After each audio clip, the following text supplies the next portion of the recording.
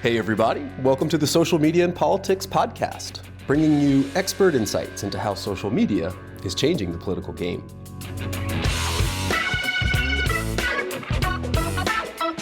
I'm your host, Michael Dutceac, Assistant Professor in Communication and Media at Lund University. Remember, you can follow the show on Twitter at SMNP Podcast or visit us on the web at socialmediaandpolitics.org.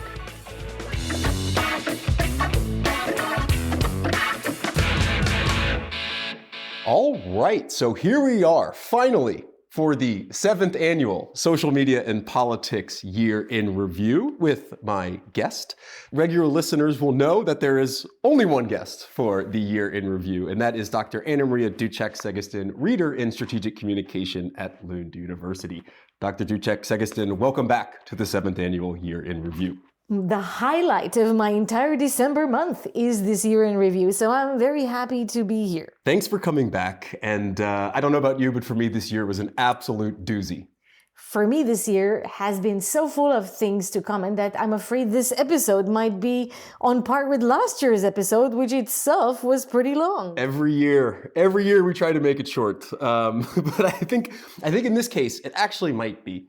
Part of the reason, as maybe some of the listeners can hear, is I'm getting over a cold. So that is not just maybe affecting my voice a little bit, but also I'm a bit foggy-headed. So hard to believe.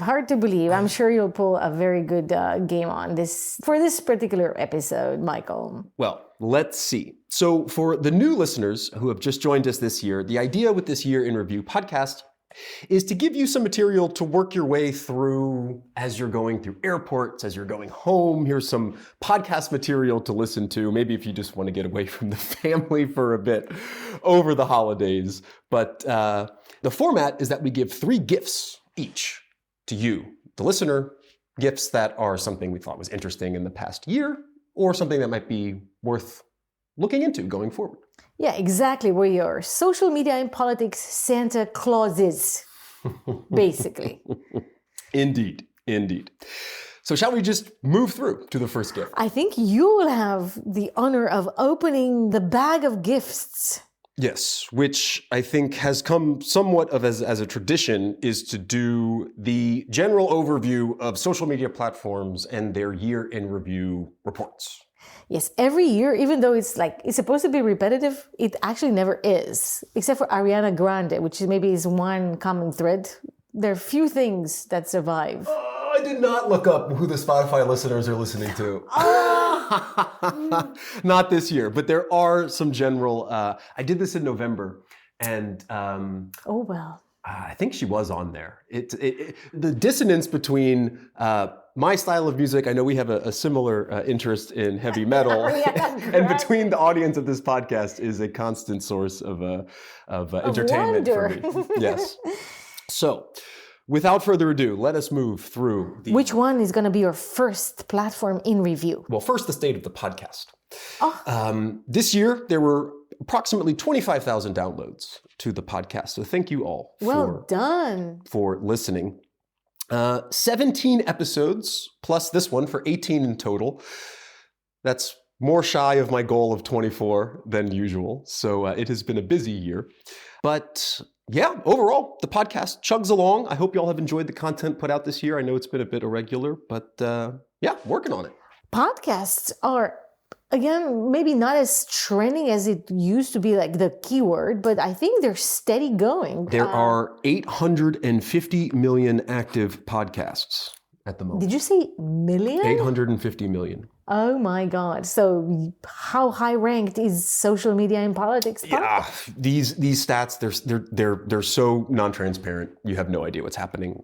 You have no idea what's happening with them. But if you get over something like 450 downloads an episode, you're in the top 5%-ish or 10%. So like that. Everyone who listens, let it be known, you're in the top 5% listening crowd around the world. That's great. Yeah. I think that speaks more about the sheer number of podcasts, but I think the listeners tune in for a good slice of niche content, which I hope to keep putting out. Do you have a geographical distribution? Geographical distribution, I tried to pull it just for 1 year, Yeah. but it's just in general. I don't have it in front of me, but it's US, UK, Germany, Netherlands is up there, Sweden's up there, Denmark's up there.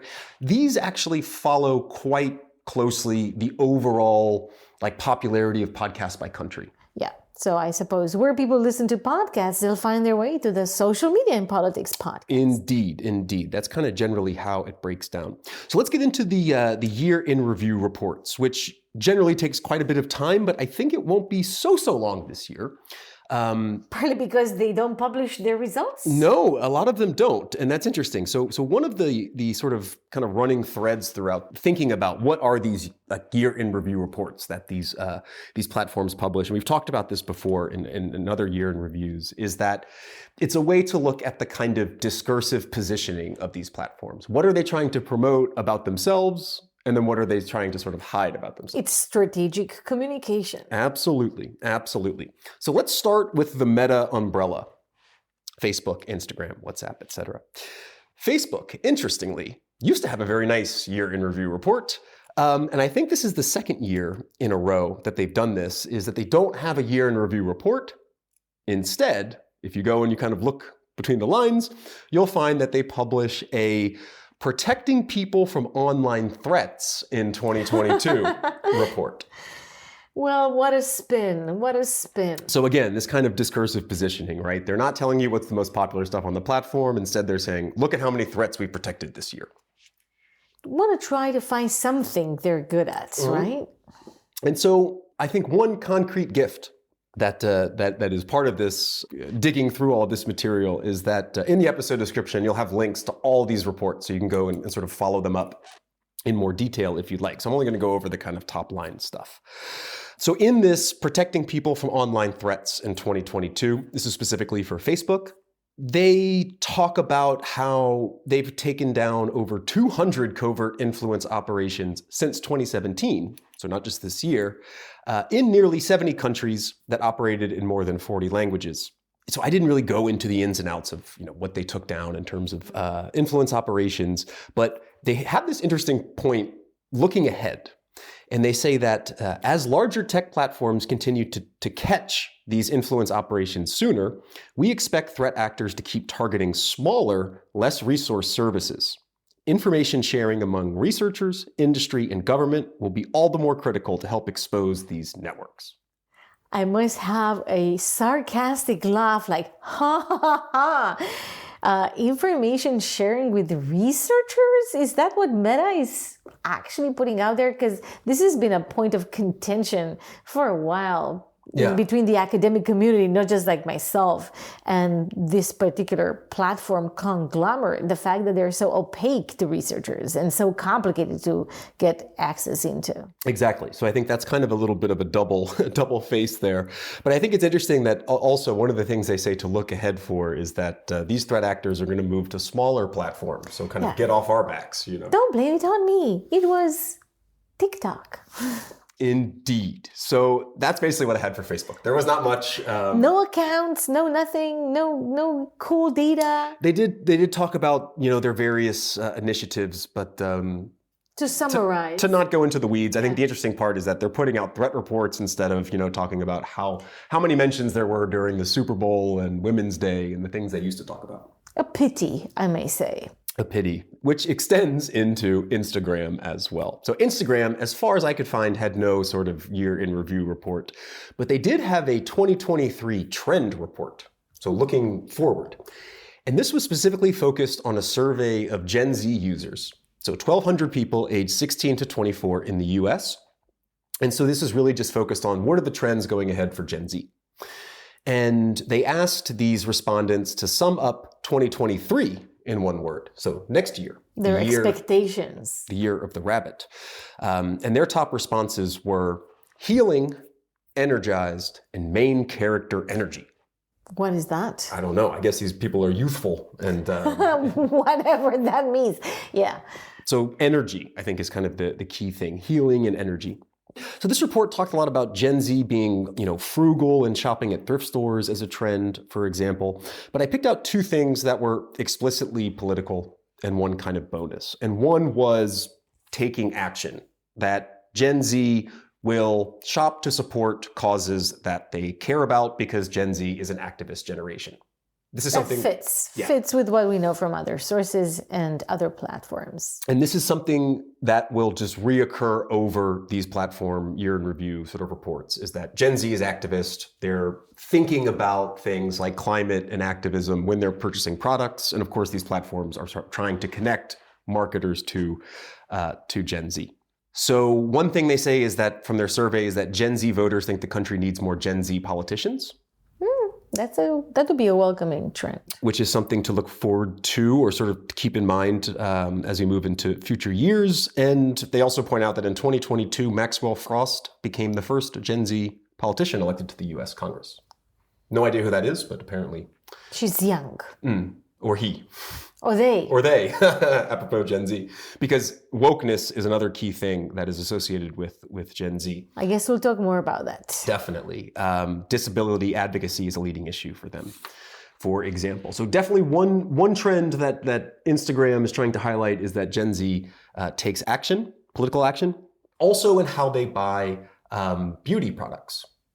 So another trend they pointed out was climate and expressive beauty. And, they say for Gen Z, makeup and beauty products are a form of self-expression, which I think all sort of makeup and beauty products are. But they're sort of making the argument that Gen Z are looking to buy skincare that protects against extreme weather and sun because they're sort of worried about climate change.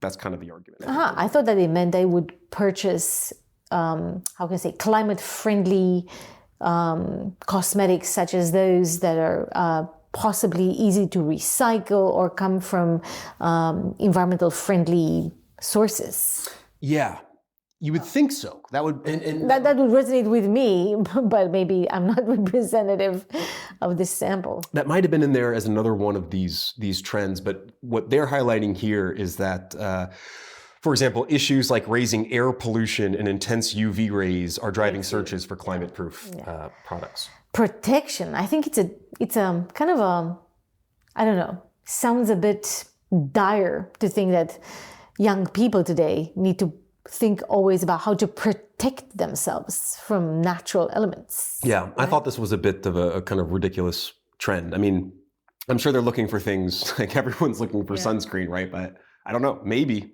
from what they're alluding to, like Gen Z is looking for extreme SPF because of climate change. Yeah, I just heard there's 60, and it used to be 50. But it's interesting if this would have any political bearing in the sense that Gen Z would vote. Like they would purchase, let's say, like if their purchase patterns, which are identified in this Instagram report, would translate into some voting pattern for people that would be the equivalent of, pro or climate aware measures and so on. It would be interesting to see if that's a trend over the years. I think that's sort of built into that, like at least how these platforms are talking about Gen Z, this taking action type of trend. So those are basically the two only ones that broadly, directly or indirectly related to politics. The third sort of bonus one I wanted to talk about is they're trying to highlight that Instagram is the new dating app. What? So they say that, in 2023, Gen Z plans to use platforms like Instagram for dating and connections because DMs and messaging offer more transparent, honest, and direct communication than dealing with the swiping left and swiping right. I have to say, oh, really? I can just have so many critical comments to this particular suggestion that the Instagram made, but I don't think it's the place for social media and politics. I'm not sure that this is what is happening on Instagram. No, but again, I mean, and who knows what's happening with Gen Z, honestly, but I think that this is, again, Instagram trying to say, like, we can also be a Tinder too. Yeah. In their positioning. So really not much to say for Instagram, unfortunately, but... no top accounts, no... No, none of that stuff. None of the top mentioned politicians. But worth pointing out is that almost all of these year in review reports end up until the end of October. And then they take November to write them up. But I can say that I saw that Zuckerberg posted the other day that Messi's World Cup post... I don't know exactly what that was, but it was the most liked in Instagram history. in Instagram history. That's according to Mr. Zuckerberg himself. And he also mentioned that WhatsApp also reached a record 25 million messages per second during the final. Wow. Oh, wow. Yeah. Well, it is a phenomenon. I watched that game and it was truly a game of kings. A game of kings. It was beautiful, a true showmanship. And definitely one for the ages. So definitely that reflects into the social media conversation. And it's just natural that it should be so. As an American who just in my genes, I can't enjoy the sport. I'm glad that Messi got his World Cup title. So that's it for Instagram, and that's it for WhatsApp. Nothing for WhatsApp either. This is why this episode may not be as long as previous episodes because there's not so much to comment on except absences. Perhaps. And on that note, Twitter, there was nothing, probably because the people who typed up the report got fired. So next, moving on to Google, the year in search. Yes, this tends to be quite fun. Yeah, so this, every year Google does a sort of, what is the word that defined the year? So I think a year or two ago, it was the year of why during Corona. Like, why is this happening? Yeah. Blah, blah, blah. This year was the year of change. Okay. Changing oneself, changing careers, evolving, positive change. And you can sort of see, you can look around and see what are the top searches in the US, top searches worldwide. They used to have top search politicians, which Trump would win, hands down. That's gone. Again, there's not much politics in these year in review reports anymore. But interestingly, the top searches in the number one top search in the US and the number one top search worldwide are the same. Can you guess it? Honestly, I can only think about the football cup, but probably it's not that. Wordle.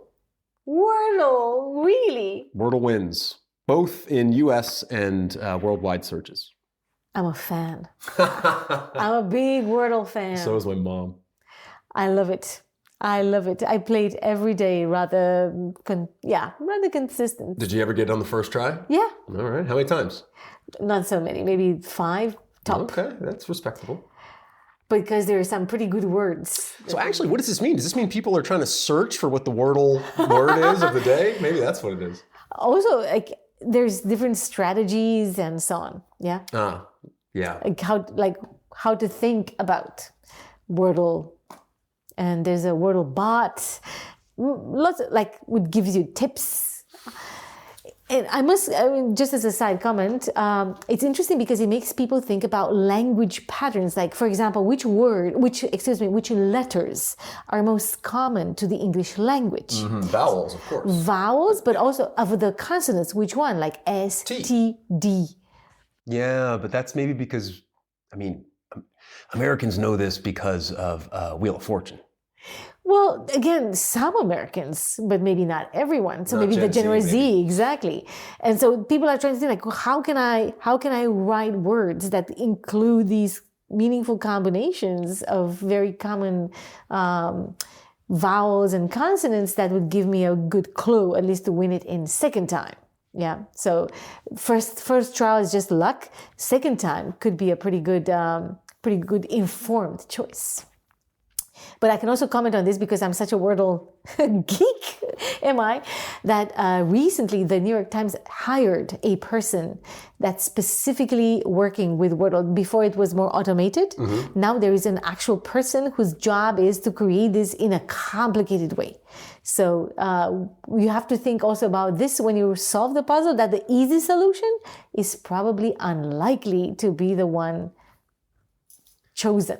Let me make a note to come back to some of the New York Times puzzle makers in the context of anti-Semitism. Don't let me forget that that's an interesting one.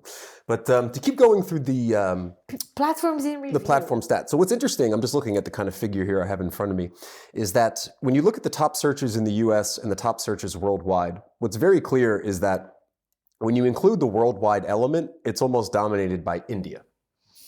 So it's interesting that Wordle still maintains its top top status despite the inclusion of the Indian subcontinent. And English speaking. yeah, and that'll become clearer in a second. But first, let's go through the top searches in the US, where there is a bit of politics. So number 1 was Wordle. Number 2 was election results. Excellent. Looking at the 2022 midterms, which sort of affirms this idea that people go to Google to search for information. Which is also very funny that midterms used to be such a no event. Yeah, like nobody cared. And this year, I think, in the US, everybody cared. And even people outside the US cared. I saw actually a funny tweet at the time before Elon Musk tweet, when I think it was a British account who was saying like, if you ask persons to name the finance minister or the chancellor of the bursary for the UK, nobody would be able to tell you. But if you ask them about that particular district in Georgia where everything is going to be relying on, they can name it and they can name the problems and they can name the candidates in that absolutely minute community.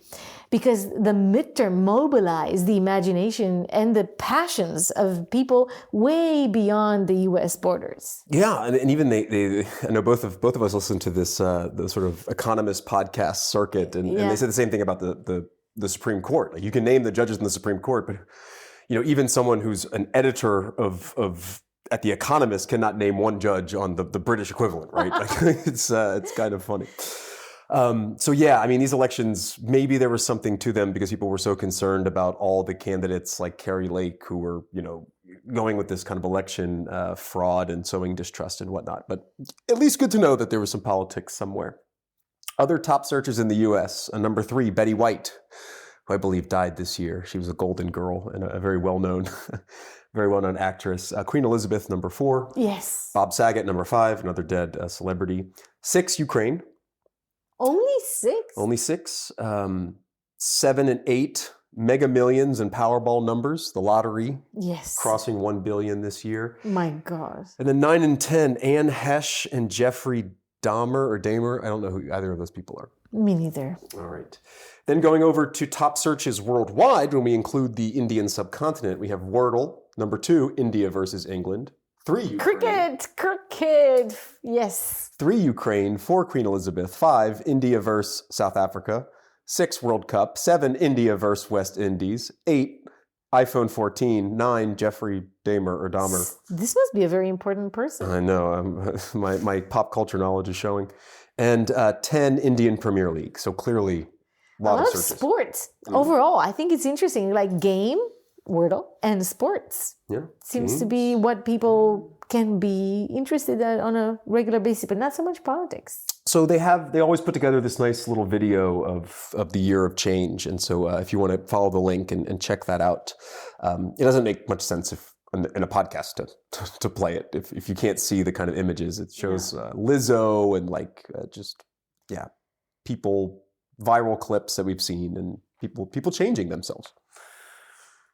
Picking up and moving somewhere new and starting a new life, Evolve, right? You were just saying that was the key word. That is it, like a Pokemon. All right, so moving on to TikTok. 2 things with TikTok. One is they do a kind of year in review, and then another is the forward trends, just like Instagram. Okay. Which I think is both actually a copy of Pinterest Predicts, which we'll also get to. But in terms of TikTok year in review, really nothing of substance to report here. What they try to say, in terms of politics, right? TikTok is a place for entertainment, but also a place for learning. Learning how to carve a pumpkin. I remember seeing that video actually because it went around on Twitter. How to interact with disabled people. A lot of woke stuff. How to deal with overcoming problems of accessibility, transgender, calling out misogyny. They highlight that as well as just a lot of, simple nonsense. Yeah, learning, education. And they also talked about being a place for authentic self-expression, aided by the design of the platform, such as sounds, filters. That's a very interesting point that I think I will return to in not too many minutes from here. I guess. A hint. So they also... Let's look at this Trends Ahead report, which is really meant for marketers. And it's a kind of way to bring marketers to the platform to say, look what we can offer you. If you partner with us, what we can do for you. And they had 3 trends: actionable entertainment, making space for joy, and community-built ideas. What's the first one? Actionable entertainment. So for each of these, they sort of reported the results of I don't know if it was an internal survey or what, but it was like, here's what TikTok users are saying, positive about our platform, and then here's how some marketer partnered with us and generated money. I mean, that's basically what these are all built around. So actionable entertainment, they said that 4 out of 5 users report TikTok is very or extremely entertaining. So this led e.l.f. Cosmetics to partner with their ad agency and, of course, TikTok's own marketing partner, Tenuity, to provide in-feed ads that were also entertaining and doubled spending on their cosmetics month on month. Wow. So actionable entertainment. Actionable, like you purchase in app. This is what also Instagram is doing, right? Mm-hmm. Like it's all huge marketing company. Exactly. And so this is definitely a trend report for marketers. So that kind of makes sense. Number 2, making space for joy. 90% of users say the platform makes them happy. And EA Games, a video game company, did some type of campaign to get people to sing like Sims characters from the popular Sims, presumably making people feel happy. I don't know what they were trying to say with that. Amused, yeah. I think it's the outcome. The third was community-built ideas. And they're trying to say... This could be political. Wait till you see where this is going. TikTok communities are specific, they argue. And TikTok is 1.8 times more likely to introduce people to new topics they didn't know they liked relative to traditional mainstream platforms. Correct. And eBay, of course, in partnership with TikTok, had a campaign asking sneakerheads, people who like sneakers, to vote on different sneakers, and that drove comment engagement up 54%. So the community being sneaker, and there's apparently a sneaker talk. There's a talk for pretty much anything, I suppose. Indeed. So. I know there's something about book talk, if I may comment very briefly. Again, a more geeky subject, as it suits me. But one thing that was noticeable in this book talk, I'm not on TikTok, by the way, but it transpires from communication elsewhere, that old books from the 90s, book from the early 2000s, got popular because of TikTok book talk, so to say, hashtag, people commenting and liking the books and making kind of a pitch for why these books have value today. And so you can look at book sales and the trends of book sales, and you can see that it's not just what the marketing sections of book publishers push forward, but also what kind of TikTok influencers or this kind of TikTok community, to use the word, pushed forward books that were almost out of print, books that were connected to subjects that perhaps were not very trendy today, but that were revived with the help of such discussions. So it seems to really have an effect on purchasing trends, from cosmetics to books, perhaps to other things as well. Absolutely. And I think that's, in a sense, it's almost just a question of scale as well. I mean, there's almost a talk for anything.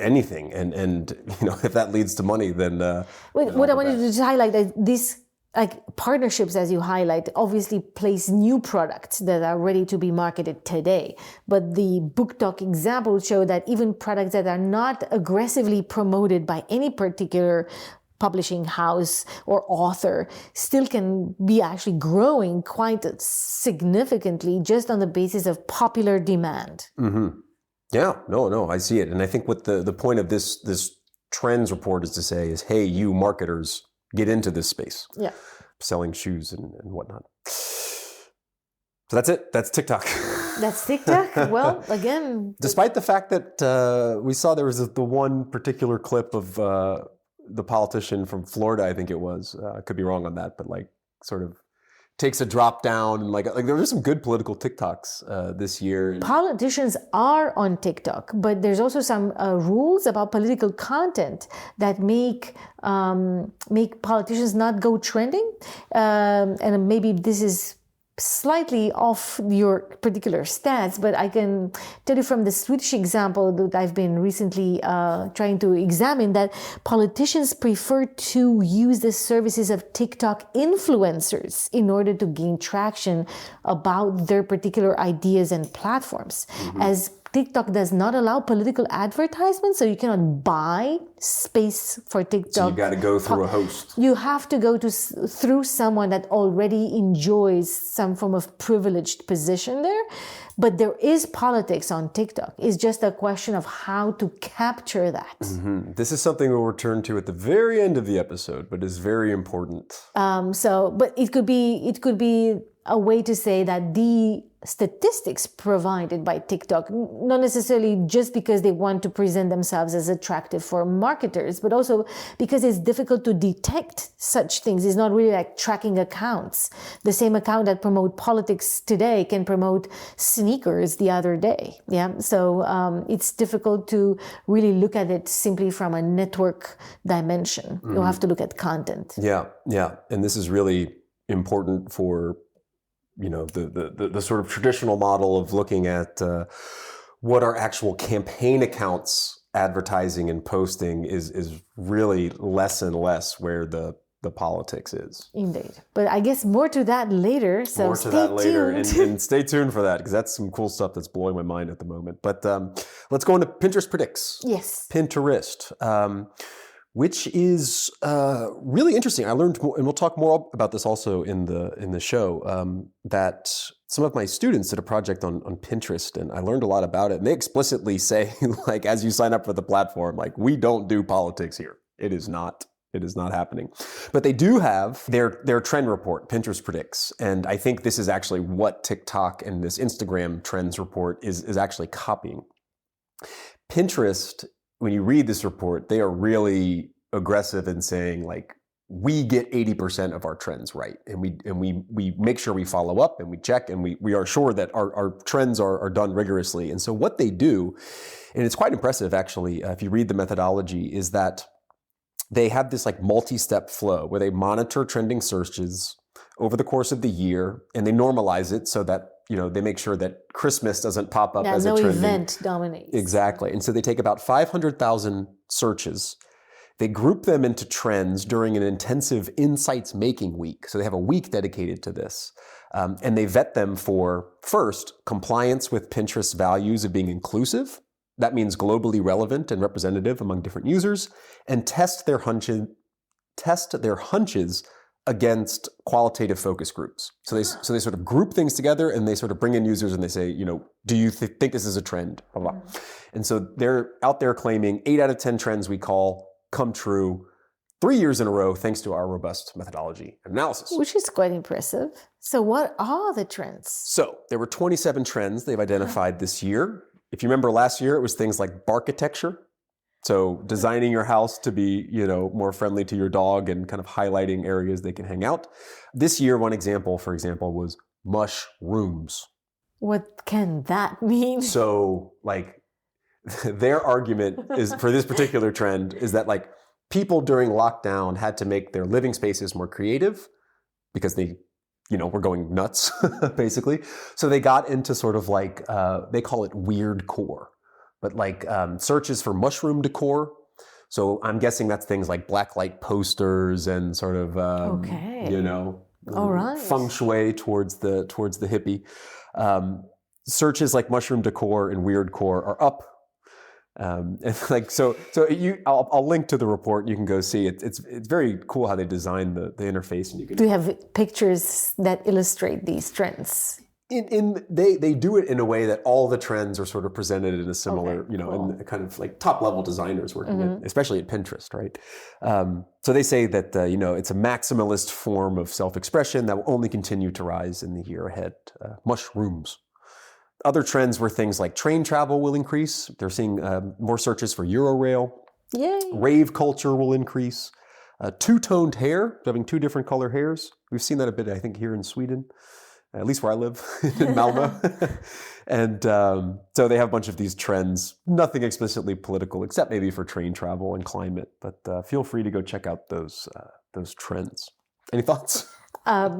No. Let's save some space for later on. But just to say, the methodology sounds pretty cool. And I like that they are transparent on this particular point, in contrast with the above mentioned platforms that completely lack that transparency, even though they're so big. And of course, they wouldn't invest resources in this unless that helped them bring in marketers and revenue, right? I think that's a key selling point for them. Yeah.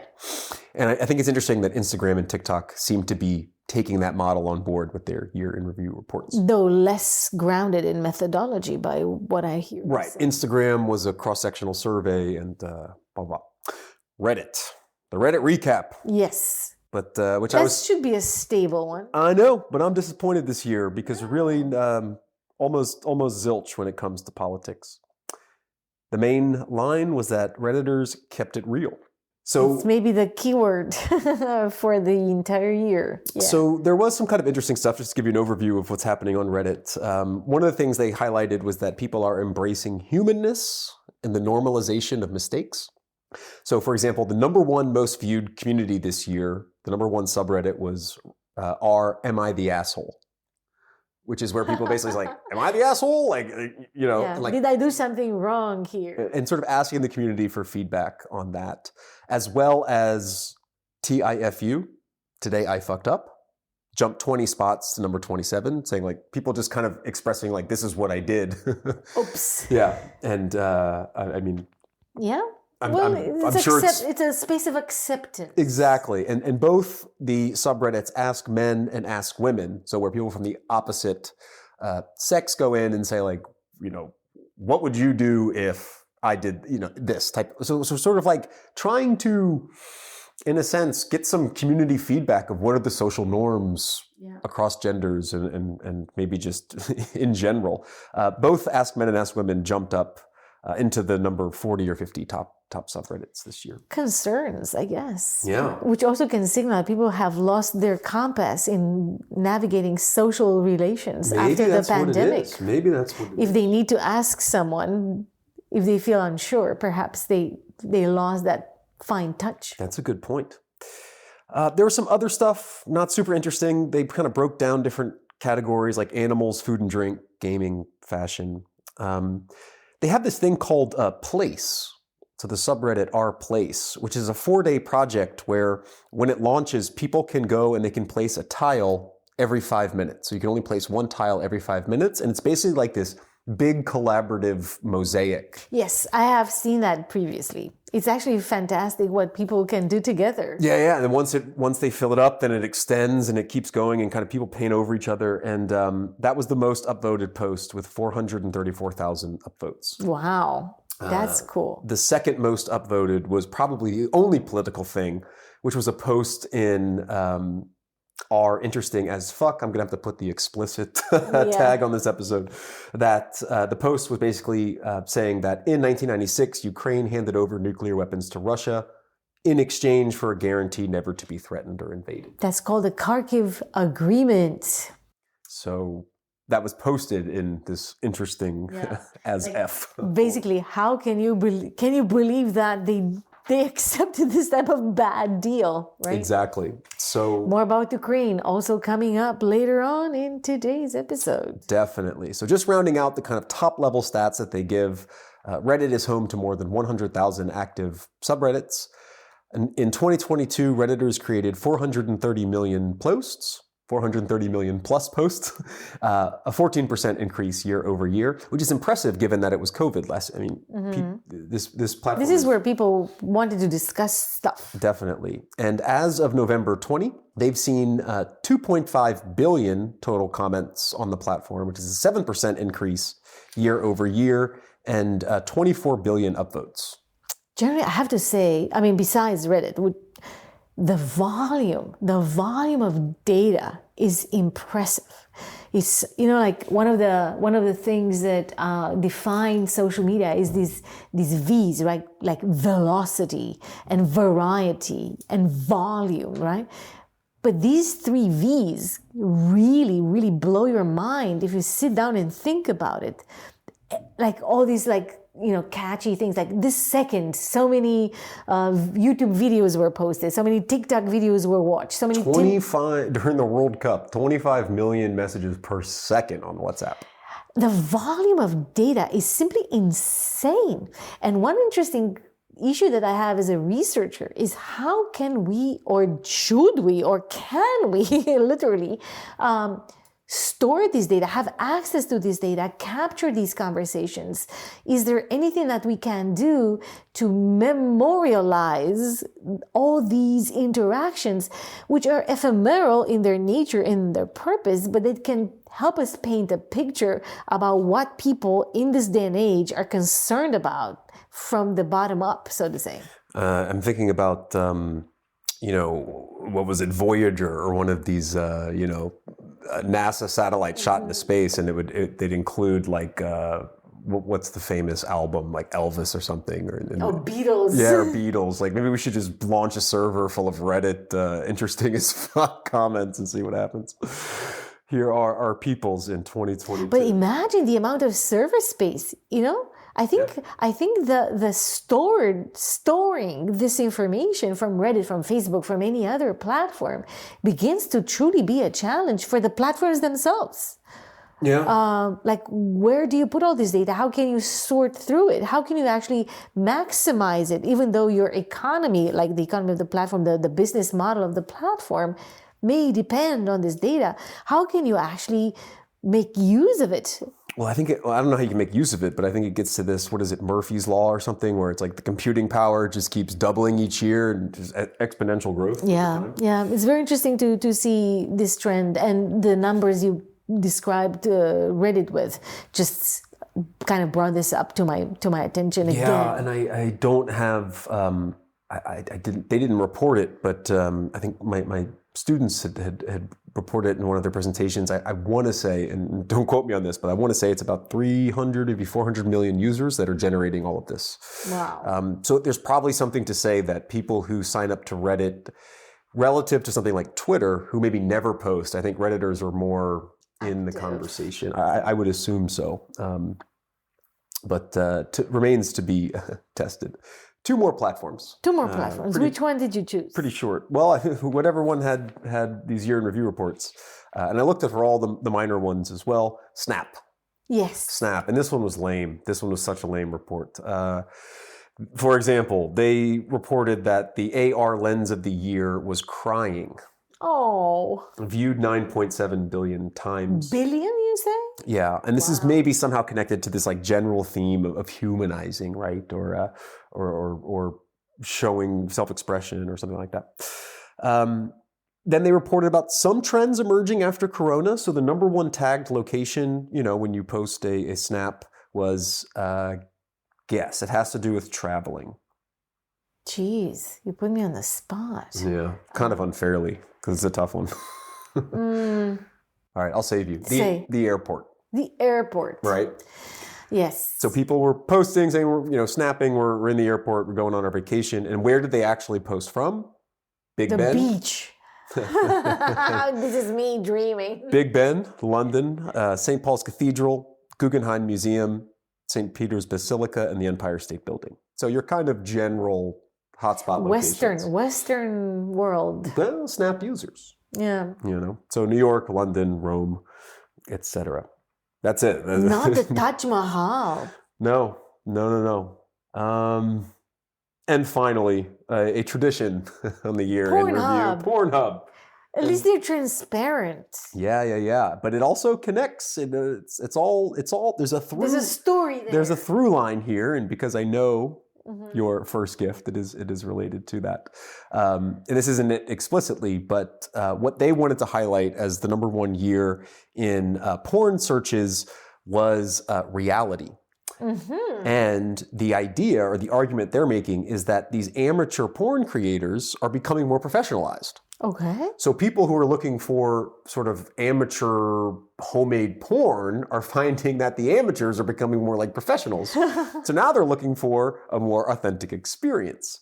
So doubling or tripling searches were related to things like real amateur homemade, which increased 310% in the US and 179% worldwide. Wow. Transgender porn up 7% worldwide. Most viewed category in Brazil. Is transgender? According to Pornhub. All right. Other searches defining the year: group sex, outdoors, positions, feet, and femdom.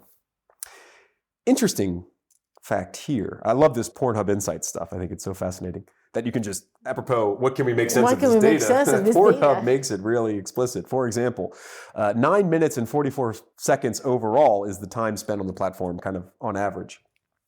So 9 minutes, 54 seconds. Gen Z users, 55 seconds lower, which may relate to that shorter attention span. I'm famous. Other interesting things: phones, porn on phones, 84% of platform use.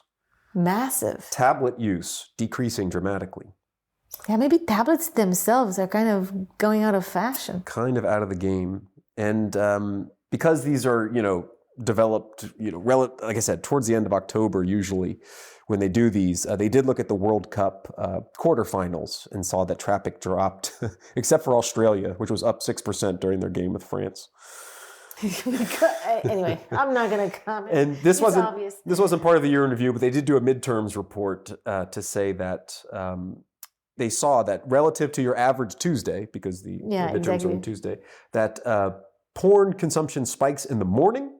So it was up 12% compared to the average Tuesday at 7 o'clock in the morning, but then drops during the evening when the polls close. So showing this interest between poll results. People are busy elsewhere. Which we saw also in Google. In general, I think it was in previous years as well. So that's it for the year in review stats. I have a couple points here to sort of summarize what have we learned. Exactly, what have we learned? In general, this has just been not as interesting to read with a political mindset as they used to be, which is a bit sad. You have to read into it. Yeah, you do. And what are they not saying? I think that is the more interesting part. So not so much social media relating to politics, at least in the sense of like formal party politics, even though, interestingly, that the US had a midterm. So there were so many interesting elections this year, which would be something that I'm going to try to enumerate just briefly when my turn comes. Yes. But it could have been, a lot of politics in focus. Could have been, but at least the platforms are not reporting it. Of course, like there's politics on Reddit, right? But it just didn't make it into that report, which is interesting because they talk about animals and food and drink and gaming, but they could have made a politics category, but they choose not to. Like with the platform features that we see, Instagram copying Snap stories and trying to copy Reels in terms of the features, we see a bit of copycatting, I think, in terms of the format of these reports, with Instagram and TikTok trying to copy the Pinterest trends. I'll have more on this later. A big focus on Gen Z, maybe for marketing purposes, or maybe because they're a key demo, I don't know. And finally, I would say a common thread across the reports was, coincidentally, your first gift. Keyword. Yes, and the keyword is authenticity. Authenticity is the theme of 2022 and will continue into 2023. And this is not just me talking, even though it is me talking. This is also the title of an article in the financial magazine Forbes, who proclaims the app of the year to be, Be Real. Keeping it real like the Redditors. Be Real. And I was very happy that you mentioned this kind of along the way in your reports, because that's kind of the keyword, real or authentic. And the app that is called Be Real, written in one word, is kind of epitomizing this, even though it's not the only one to do so. The app was born in 2019, but only picked up in 2022. And maybe one very curious fact about it is that it was one of the first ones of these mega trenders that is born in Europe. France. Exactly. The French founders Alexis Barria and Kevin Perrault are two guys who basically did this app out of spite, out of protest, out of disappointment with mainstream social media, in particular Instagram and Snapchat. So In contrast to these other two platforms that use a lot of filters and allow people, in a sense, to transform themselves into an aspirational self. Or a crying blubber, Yeah. according to Snap. Or that. The founders say that Be Real is an app where people can be, again, quote unquote, real and authentic, their own words, which means that they are unfiltered, unedited, spontaneous, caught in the act. Like Instagram used to be, like, it's hard to remember this, but the name Instagram, it's connected to the fact that you should have posted an instantaneous snapshot of the pictures. And for many years, apropos platform abilities, like platform functionalities, Instagram was not allowing you to back locate a place. So if you did not post where you were, you couldn't like say, oh, this picture was in Taj Mahal, India, if you were posting it from Malmö, Sweden. The same with Snap and uploading photos. That was a feature they built in after the app. It used to be you had to take the picture right there. Right there, yeah. And it's so what I wanted to say with this, and I think you're already also feeling it, is like many apps before Be Real, including their major competitors to some extent, Instagram and Snapchat, also wanted to brand themselves as authentic and in the moment and real, but eventually had to transform their business model into something different. So we will see what happens. But more about Be Real, because it's not a platform that has been featured in the pod before. Just some basic information for anyone who has not been, in contact with the app before. The app works in a specific way. It sends out a notification at different times of the day, but to everyone at the same time, asking people that are on the platform to post immediately a photo of themselves and of where they are. So it activates both the front and the back camera at the same time, which is an interesting, innovation. Exactly. And it gives them only 2 minutes to upload the final product. So you don't have time to fiddle with it and edit and add things if you were to want to do that. So you cannot use another program to filter it. So you have to post it as it happened. And if you don't, a notification is sent out to the person's friend saying this person did not comply. Yeah, so it's kind of a social punishment type of principle that is being enforced there. Peer pressure. Yeah, truly. And as I mentioned before, the app has picked up quite recently in 2022. In August and September, it was the #1 social networking app in the Apple Store in the US, which is really pointing out to a trend. And the population that it gathered, it went beyond the college student crowd, which typically would be attracted to this, and basically expanded to a wider societal range because also of some clever, let's say, marketing tricks. I don't know if people know about this, but they had, let's say, an ambassador program. Like you could become a Be Real ambassador and get some perks. And also you could get payments from signing up. So this kind of growth is not just because the app itself had some particular features, but because the people were incentivized in various ways to join. Ambassador Super Real. Yeah, I mean, yeah, it's a way to grow your crowd, and that's especially what happened. It grew so much that it has become a feature on Saturday Night Live. And I really want to play a little bit of it, and let's see how much of it has space in the overall program. But I think you should see this. I'm curious. As you pulled this up, I know Be Real has kind of been, I'm not a user, I'm not familiar, but my students have been filling me in on this. And I can say from what I've learned from them is that the core team behind this, like the number of people is like 40 that's running this entire operation. So, well, then kudos to them. And I'm going to try to do this so that you can also see. Just a second. So this is the Saturday night sketch. Let's hit it. I'm sorry, I'm not calling the police, I swear. Slide it over now or This is a we bank kill robbery. you. I want to, but I can't. Because it's What is it? it's time to be real. Time to be what? Time to be real! Wait, it is? Yep, I just got the notification. It's time to be real! Okay, everybody shut up! Yeah. Or tell us what Be Real is. It's amazing. It's this app that blew up over the summer. It's the only honest social media. You think I'm an idiot? Honest social media doesn't exist. You're so cynical. I was too. But with Be Real, you can only post once a day when the app sends out a notification. So everyone posts a pic at the same time, no matter where they are or what they're doing. Oh, so there's no posturing. Stop And engaging. it's not status-oriented, and that's why it's called Be Real. Yes, you're getting it! Everybody needs to What are you guys doing? You only have 2 minutes to post. Quick, pose! So that was it. Be Real made it all the way to the Saturday Night Live. And I think this sketch is capturing the essence of it. And also the inevitable critique. Can we be authentic on social media? Well, my question, I never understood this, so let's put this to rest now, is that you get a notification and then within 2 minutes you must post? Yes, What happens if you're taking a shower or something?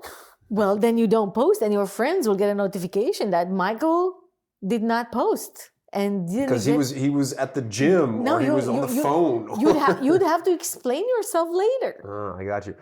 I can add one, despite not knowing the basic idea of Be Real. I can say that what my students were telling me is that, and I forget the exact number, but there's something like this is normalized over, I think it was either 4 or 6 time zones.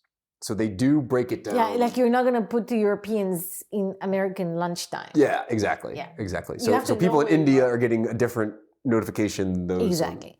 It's cleverly done, Yeah. like adapted. And of course, you have friends in other continents. Too bad for you. It's not going to work. But the business model, which is interesting, and again, maybe we'll talk more about this Yeah, later. I was curious about that. The business model, which is interesting, it kind of goes against this kind of eyeball economy, the attention economy, because it doesn't allow any commercials. Yeah. This is very interesting, right? Like, not only is this spontaneous and so For on. now. I mean, it could be also just it's an infancy thing, or is this something that is promising another avenue? Investors, nevertheless, and this is where I was checking out Forbes and other financial publications just to make sure that I understand this correctly. Is it true that investors find this appealing? And it appears that they do, and investors have poured already $600 million into the app, and it's growing. Which is, I mean, not maybe in the size of the Meta concern, but it's definitely much more than you'd expect from a French protester app. But then this is still the question, like if people are pouring in $600 million, there's got to be plans to monetize. There will be plans to monetize, probably by maybe a membership fee, but there's nothing that is being explained, and definitely not this attention economy. That's basically what they were emphasizing. The owners, the makers, the founders were clear that this is what they want to not go. Yeah. So it's interesting. And what I wanted to say also is that the sign of success is that it's being copied, it's being reproduced. You know, like how Snapchat features were basically copied by Facebook and Instagram. This is what happens to Be Real. Instagram plans to launch something that's called Candid Stories. Yes, laugh.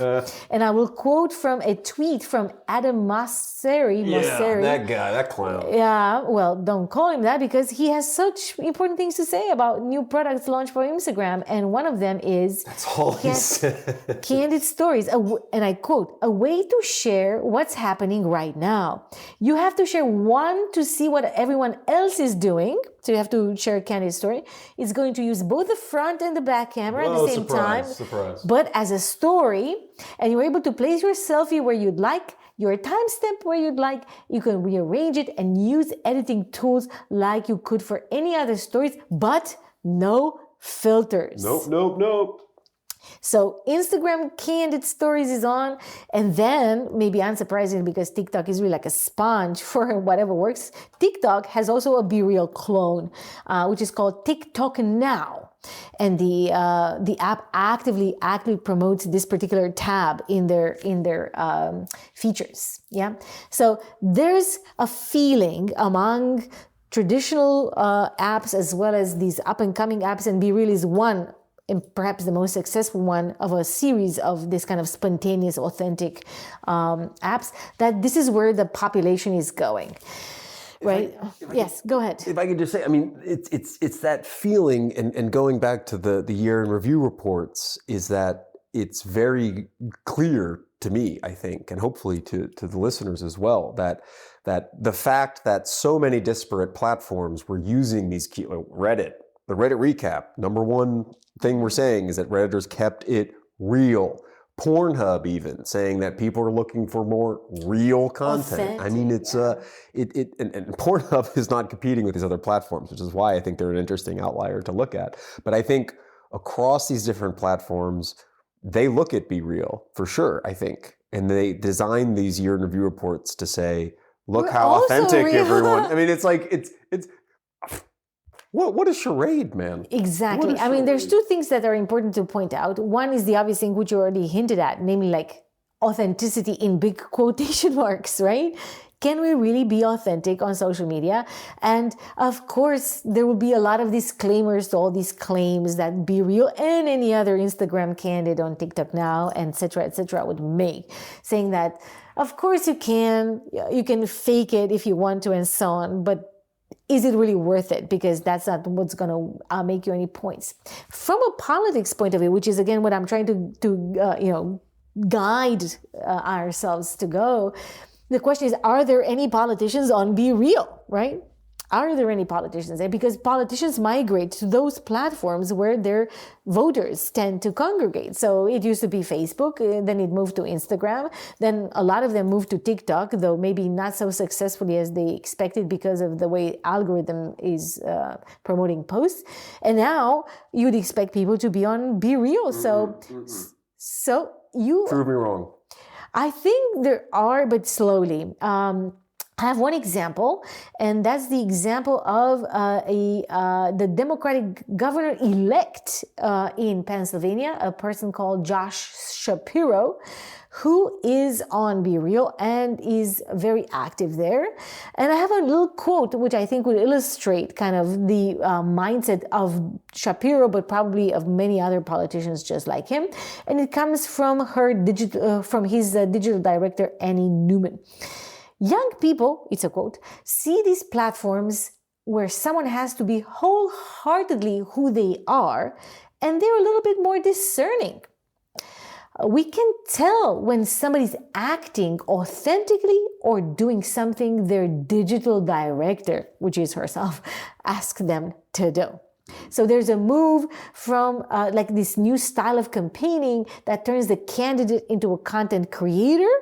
If that's the trend, fine, but it has to be an authentic content creator. What was the name of the politician? The name of the politician is Josh Shapiro, and he is a Democratic governor-elect in Pennsylvania. I want to know his age. Gen Z, I would say. I would surmise. Born 73, age 49. Yeah, So he wants to be there where the new voters are, and a very important element to detect why he's very interested in that. In the United States, 8 million people turned of the age able to vote this year. Mm-hmm. So we have 8 million new entrances onto the political market, which is a substantial motivation for politicians there, for example, to be present where their potential voters maybe. Especially if Gen Z with their high-proof sunscreen is, coming of age. So They want to be real, right? But it, of course, it's interesting when other politicians don't know what this is about. And I've read an interesting anecdote, I would call it, where the leader of the is it the? I'm now confusing myself, which is not a very good thing. So maybe don't quote me on this, but it's either the leader of the parliament or the president of Ireland, the Republic of Ireland, that was present at some festival, and then some teenagers asked him to take their Be Real picture for them, but he did not know that both front camera and back camera are being activated. So he provided a selfie as well as a group picture for these guys. What was the other side? So basically, it was him taking a picture of these people making funny. Oh, but he didn't know he was going to be He did not in it. know he was in the picture. And then he was quite confused and wasn't sure exactly if he did the right thing by accepting to take the picture, which means... But on this platform, it would be. For him, he did not know Be Real existed. And it was almost like, oh, let's be on Be Real. It sounds a bit unexpected. Yeah. So he did not know what this was about. And it's just a sign, the reason why I bring this up, this anecdote is just a sign that this hasn't caught on to a lot of the strategic comms out there that would inform politicians where they should direct their attention. So that's kind of the interesting thing. Be Real as, let's call it, app of the year, in the sense that the most growing, the most downloaded social media app in the United States, and of course also in Europe where it originated, maybe telling us, in conjunction with everything that you already discussed in your previous point, something about where we're going. And I think it's not new. I want to emphasize, it's not new. This is, I would call it, cyclical. Mm-hmm. It goes in circles, it goes in waves, it goes in this kind of zigzag patterns. And I think now we are again at a point where new generations, a pretty significant number, have entered this space, and they're like so disappointed of all the, let's call it, inauthentic communication they have experienced, and they are searching for the real deal. And final point that I'll make on this, and of course you're welcome to give me your thoughts on this. I have thoughts. Is that there are actually youngsters, I don't know what is the generation after Gen Z, like the ones who are like 14. Millennial? Oh, no. Like even younger. There is like one. Alpha, whatever. Yeah, I think it is, yeah. These guys apparently are really, really very concerned with this digital environment to begin with. They should be. And so I've read in several articles from different countries, including the United States, which is otherwise a very digitalized place, that teens or tweens choose to drop their phones, go to the park and read a book, go and meet in real life. And what I found it very, very almost shocking to me, they have no other way to get in touch. There's no app to get in touch with. They have to be there or never meet. I think, that article is going around. The New York Times, right? Or maybe, I think the one I saw was in the Wall Street Journal. Well, this one, the Luddite Club. Yeah. It's the one that I read was in the New York Times. But obviously, this generated a lot of interest, which means that this is at least an aspirational, even though maybe not entirely translated into real life practices by many people of that age. People that are looking for a non-mediated, non-digital communication form, an interaction that is in the physical realm, truly instantaneous, like with people gathering together in the same location as maybe their grandparents used to do. Yes, I totally agree. And I think one of the interesting parts from that article, or many articles that have been written in different outlets, was that one of those people, I mean, wow, let's write it's newsworthy that they're doing totally normal activities. But one of them was I've seen how my mom's on Twitter and it's destroyed her. So I think maybe this negative effect, the Gen Alpha or whatever is next, sees that. Because you can see, I mean, people are on their phone so much, maybe whatever. I have some two questions basically about, or two thoughts on your gift. One, a sort of general question, and one more about the political realm. When it comes to the general idea of the platform, I just wonder, this notification and scrambling to provide this 2-minute window. I understand how it's exciting, but personally, and not having used the app, I just wonder, does this fade? Doesn't this get annoying over some time? It's exactly what many people were also wondering. Does this have the ingredients to be a long-term success? Because besides the notification, which can come in the middle of your teaching or in the middle of whatever, isn't this like a burden? Yeah. Yeah, it's an absolute. I don't want a ticking time bomb on my phone. Yeah, which is this idea, right? Like it's always going to happen. When is it happening? But also this idea that people's lives are banal. Like if you are going to basically cover their 24-hour span, if you have them at 1 a.m., 2 a.m., 3 a.m., and so on until like 12 p.m., 1 p.m., and so on, they're not likely to do very many different things. And are we? That's what I was thinking. It's like, do you want to see my paper progress over months? Over months. Here I am yet again in front of my desk, or at my desk in front of my computer, I should say. Right. So people's lives are repetitive. They're banal. They are unglamorous. They not always look put together. And the question is, do other people want to see this? One answer, of course, the founders of this app also were concerned with this. And one answer was like, they don't really want a general coverage. They're not interested in how many friends you have. There's no kind of network value. So it's only your friends, the people that you really find close enough to you to call them friends in real life. Like all the platforms used to be. Basically, you can have like 3 connections or 4 connections or 10 connections, but not like hundreds or something like that. And those people are always going to be interested, like, okay, what are you doing today? You know, what is it that you're doing? And how do you look today? And so on, because they are your companion, your life companions along. So they are probably likely to still hold on. But is this going to generate a lot of revenue? Is this going to be a new trend? This is where, again, a lot of the questions are open. So I'm not entirely sure about the business model sustainability. Where or how can these apps be profitable, right? But there's $600 million coming in from somewhere, right? Which is... There must be a value in it, right? And this is where it's not very transparent where the app will go. Yeah. You have some thoughts? I have no idea where it will go, but I do imagine this like extra time bomb can be fun for a while, but maybe annoying. I mean, but I think, like you said, the network effects are needed.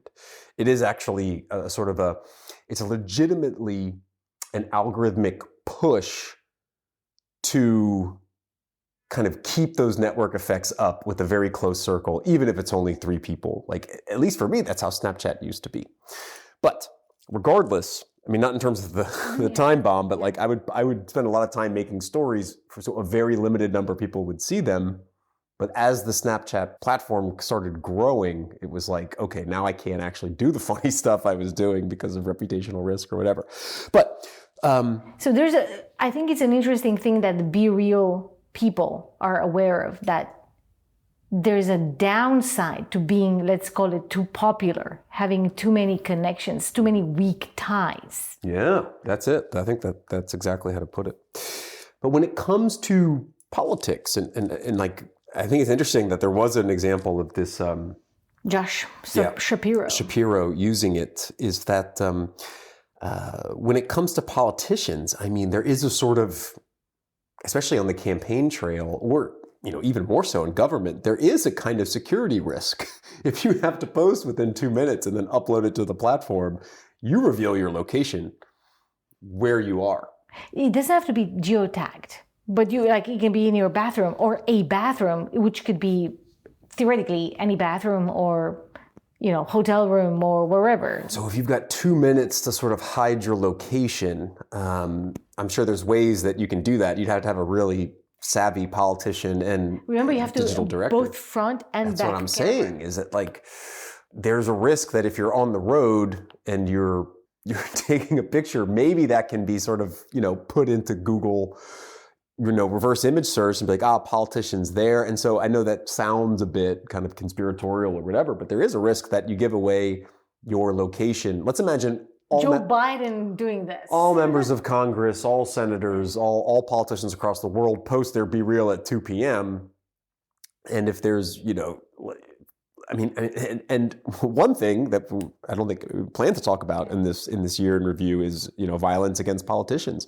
Nancy Pelosi's husband, and that incident. So there is a risk, and so basically, what this ultimately boils down to is the lack of kind of controlled image that platforms like Instagram support, because you could upload and polish and control versus a 2-minute window.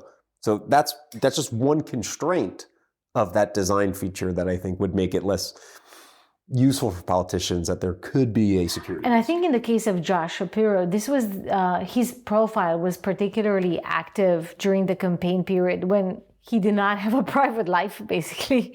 Like any time of the day you would prompt him, he would be probably somewhere campaigning, and which was the point of him being there, saying, I'm working for the politics, right?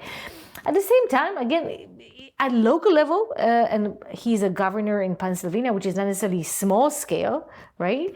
But at the local level, where people are likely to be more personal, people are likely to be more known to the neighbors and the community, then it doesn't make such a huge difference. Like a local politician can probably be more successful on Be Real than any kind of parliamentarian. Like you said, there was the peer pressure element where you should keep posting. And if you're the local politician grabbing a hot dog at lunch and you don't want to deal with your constituents that day, and you're like, I need to be real for my constituents, you post it.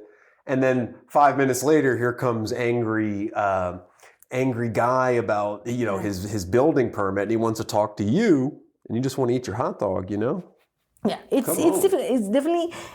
There's been many comments around this. That first question: can you be authentic? Do people they have a moment to pose? It's not like, here I am brushing my teeth. I can just pause in 2 minutes, and be my brightest Colgate smile, right? I can do that if I have this 2-minute window. I can, polish my look so that I can be presentable and so on. So 2 minutes is enough for that selfie moment.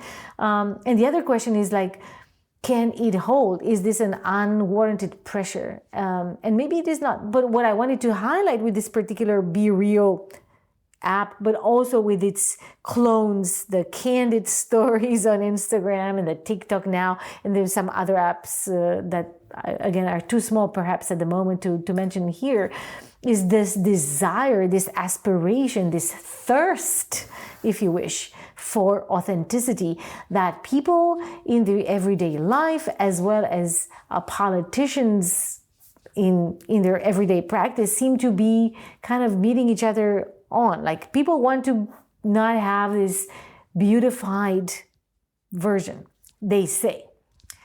But again, as a reminder, so did Instagram. Like, this is how Instagram started, and this is how Snapchat started, and look at them now.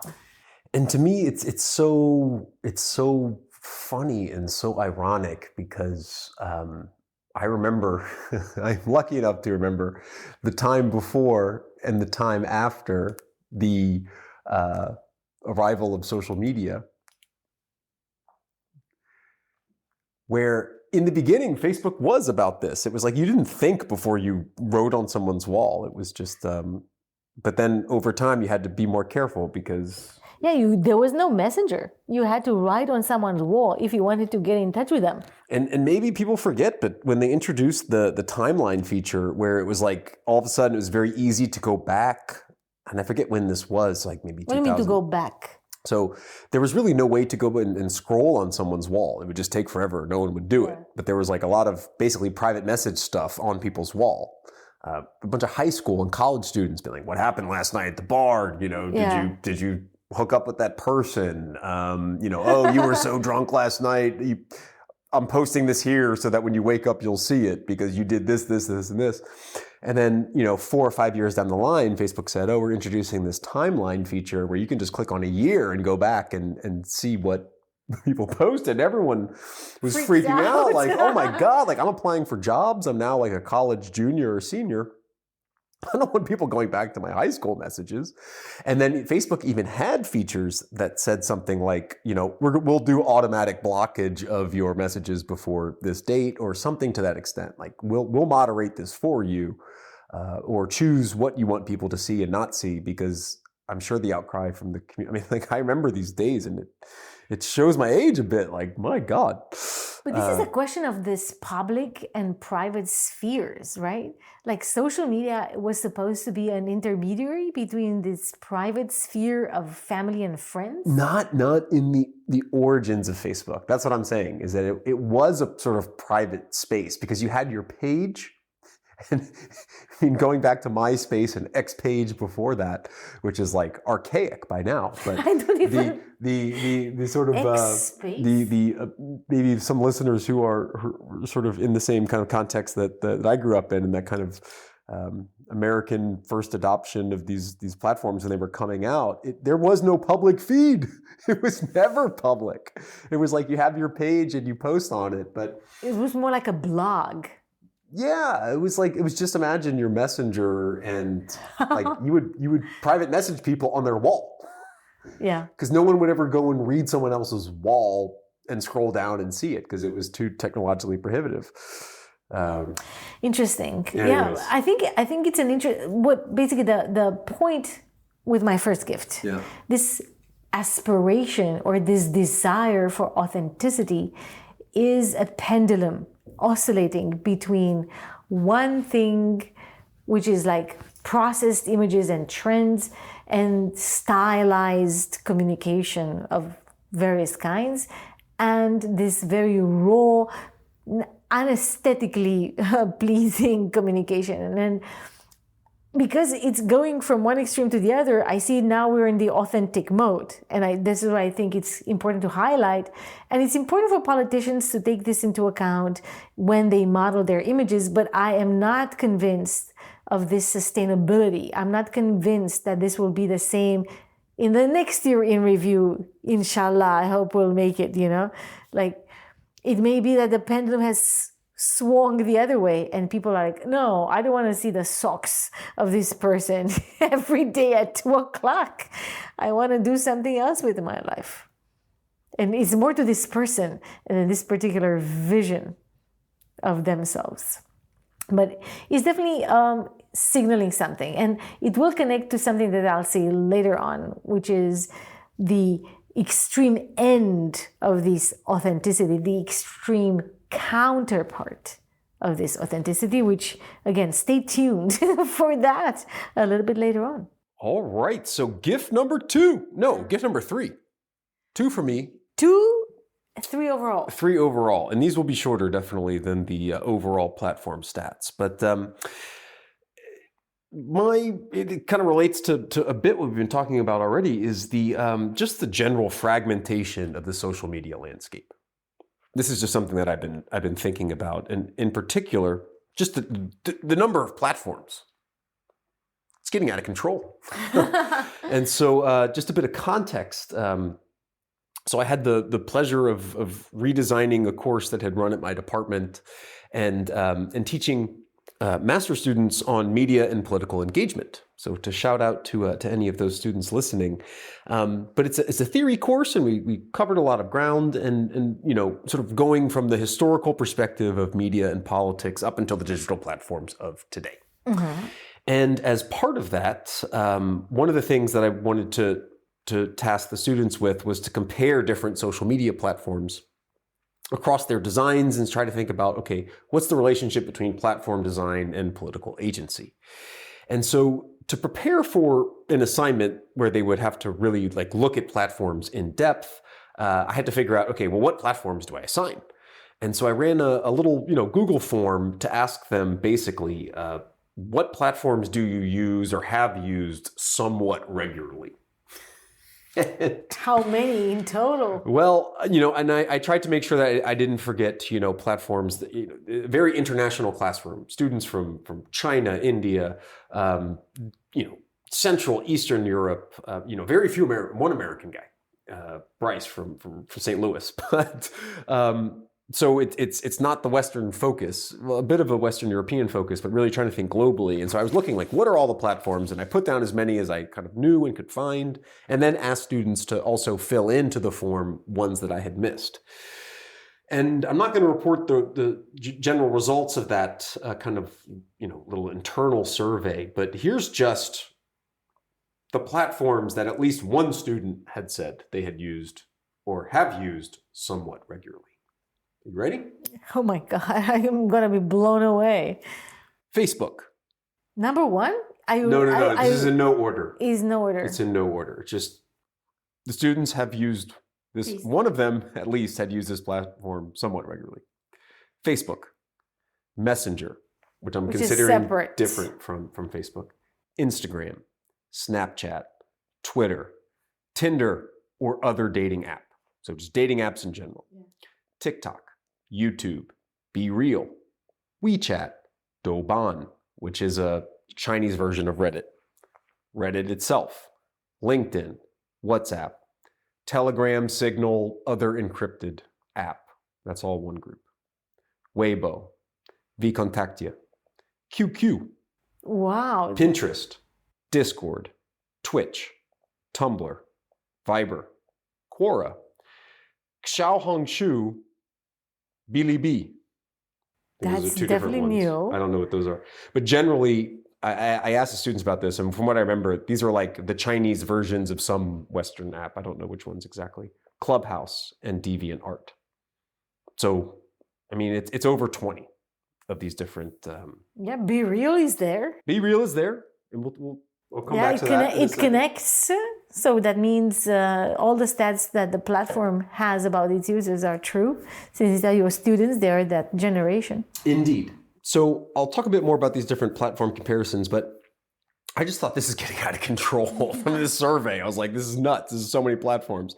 And I remember back to this exchange in 2018 between Senator Lindsey Graham and Mark Zuckerberg at one of these the famous Senate hearings, yeah. where Zuckerberg was basically arguing that Facebook is not a monopoly because there's competition, and at any moment Facebook can be sort of subject to extreme wipeout by competitors. And it seemed so ridiculous in 2018, right? Yeah. Here we are today. Meta's stock has dropped 70% from its peak height. And so what? So what? Like, hindsight's 2020. Always. But at the same time, I think one of the cool things is, if we can look at this in a kind of academic way, is that the more platforms that are on the market, the more we can come to understand actually what is social media as a genre, right? What most in political science, and especially comparative politics, we call this a most different cases research design.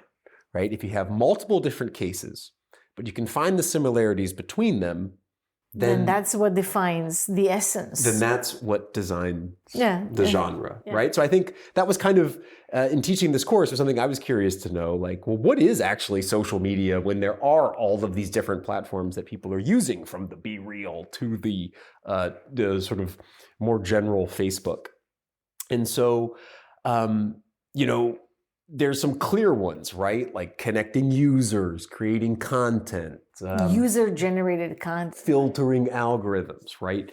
So what I tasked my students to do in an assignment was, I basically took from this survey, which were the platforms that 60 to 90% of the class used, the mainstream ones, the Instagrams, the messengers, the WhatsApps, exactly. Yeah, sure. And then which were the ones that kind of, 30 to 60% of the class used? This was more of the Be Real, the Tinders, etc.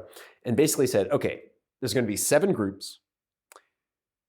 Each group is going to get 2 platforms. One that like most of y'all use, and then one that some of y'all use. And if you don't use it, download it, figure it out. And basically compare these along their designs and their architectures.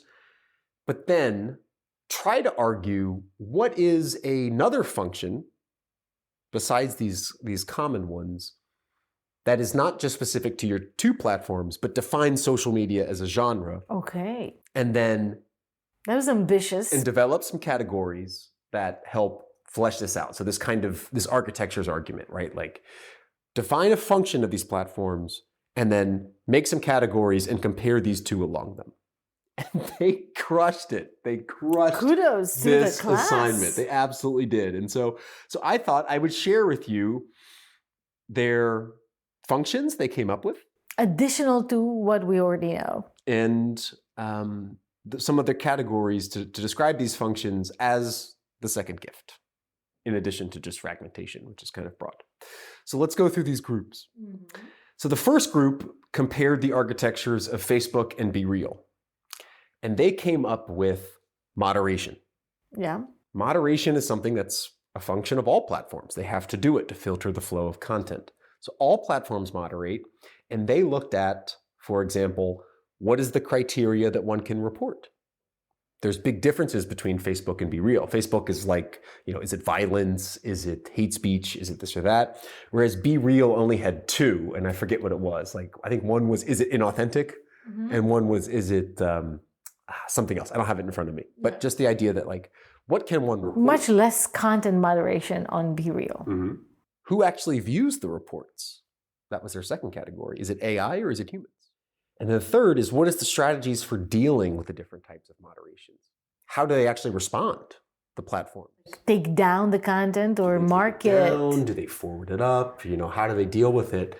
And I think it actually was a French guy in the class. He reported one of his friends' BeReals just to see what happens when he reports it. Oh gosh! I don't think anything happened. I'm afraid he was not popular anymore in the friend crowd. And what happened? I don't remember. I know this is it's so anticlimactic, but okay. But remember, nothing happened. But perhaps. I think that was the entryway to say only 40 people are dealing with this platform that is so popular. Yeah. So moderation is one common function. Different styles of moderation. Different more or less of it. So that could be something that it's also, I must say, it's something to do with the size of the platform. Like Facebook cannot afford any other moderation but a mediated moderation through automatic technologies because of the size of the platform, with over 2 billion people, or accounts rather, active at some point in a month. It's a whole lot of comment compared to BeReal. Right? Like, it's a scale issue. You cannot do that. Millions of users against 40 staff. Which may also question the moderation capabilities of BeReal. Yeah. Thinking about your clip of the bank robbery. Yeah. How do you moderate that? Like, stop everything, do the bank robbery. Of course, some people prefer the social penalty of not posting their BeReal if they are in a situation where they choose not to be real. Yeah. And I think this is another thing, like, do you have to be, do you have to join this crowd? About your Luddite Club article.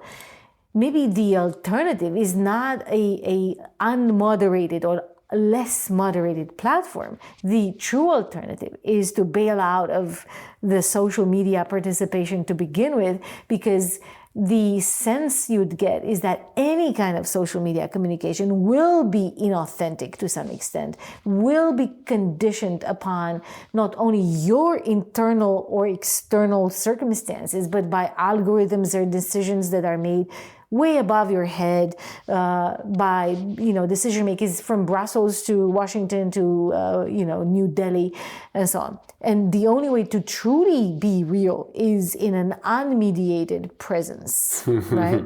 Yeah. What is that called? Like you're sort of getting eaten from the inside. Yeah, exactly. If you're too real, basically the only way to truly be real is to not be there. So let's go to the second group and what they came up with. So they got Instagram and Pinterest. And again, they're good pair, because they are visual. Oh, so I did the pairing. So, okay. It wasn't okay. Kudos. But remember, their task was to think of what's a function that's applicable to all platforms, and then just compare them on the two that you got. Okay. As they compared all the other sort of aspects of the architectures as well, and they came up with e-commerce. So all platforms support e-commerce in one way or another, and their categories were: how can people pay on the platform? That's actually very cool. Yeah. Do they need a sort of third-party service, or is there a sort of hosted checkout provided by the platform? Promotion via ads. What type of account do you need? Pinterest has very specific requirements to be a merchant, for example, on the platform. But then that raises the question, I'm sorry to interrupt, but just it immediately pops into my head, is Etsy a social media platform? Of Etsy. Or Tradera or eBay or other kind of marketplaces, right? Is this a social media? Like, I know that people sometimes would sell eBay was the first social media, maybe. Was this the first trading place? But eBay's not Pinterest, and Etsy's not Pinterest, right? So no, it's some hybrid of the two. Anyway, so payment methods or authentication methods. As one part of e-commerce. So promotion via ads, what type of account do you need? Things like space. Does the app have a shopping tab or not? Facebook has Marketplace. Instagram has, I think, its own thing. Again, my ignorance is showing because I'm not on Pinterest or Instagram. But other things like that. So like e-commerce, not just in terms of making money for the platform, but all platforms do facilitate e-commerce to some extent. To some extent, in some way, between users and brands, between users and companies. I thought that was a good one too. Yeah, very interesting. I haven't thought about that. No, neither did I. That's why the students did it. They are good. Yeah, they did good. I had really good ones. Another group got YouTube and Discord. And they came up with monetization. Which is not too far away from e-commerce, but... Similar to e-commerce, but monetization is arguably different because they focused on how do all platforms promote creator income versus platform income. Paying us versus paying the creators. Yep. And so, again, this was YouTube and Discord. They focus on things like third-party partnerships, merch. Apparently on Discord, users can make money off of building bots that do all kinds of crazy stuff. I asked them about this and it was like, they're like, dude, everything. Bots can like just read lyrics of a song that you plug in from Spotify. And the more people use your bot on Discord, you get paid a sort of return on that use. It's like Facebook used to have this app platform. Like you can build an app within Facebook. Exactly. And then you'd promote the app, but Facebook would get a certain percentage of your income from that app. So far we're at moderation, e-commerce, and monetization, which e-commerce and monetization are similar, but I think... Yeah, slightly different there, for sure. Another group, they got Reddit and Facebook Messenger, and they came up with content logistics. So looking more at like, what does the whole constellation of the design mean for the content side?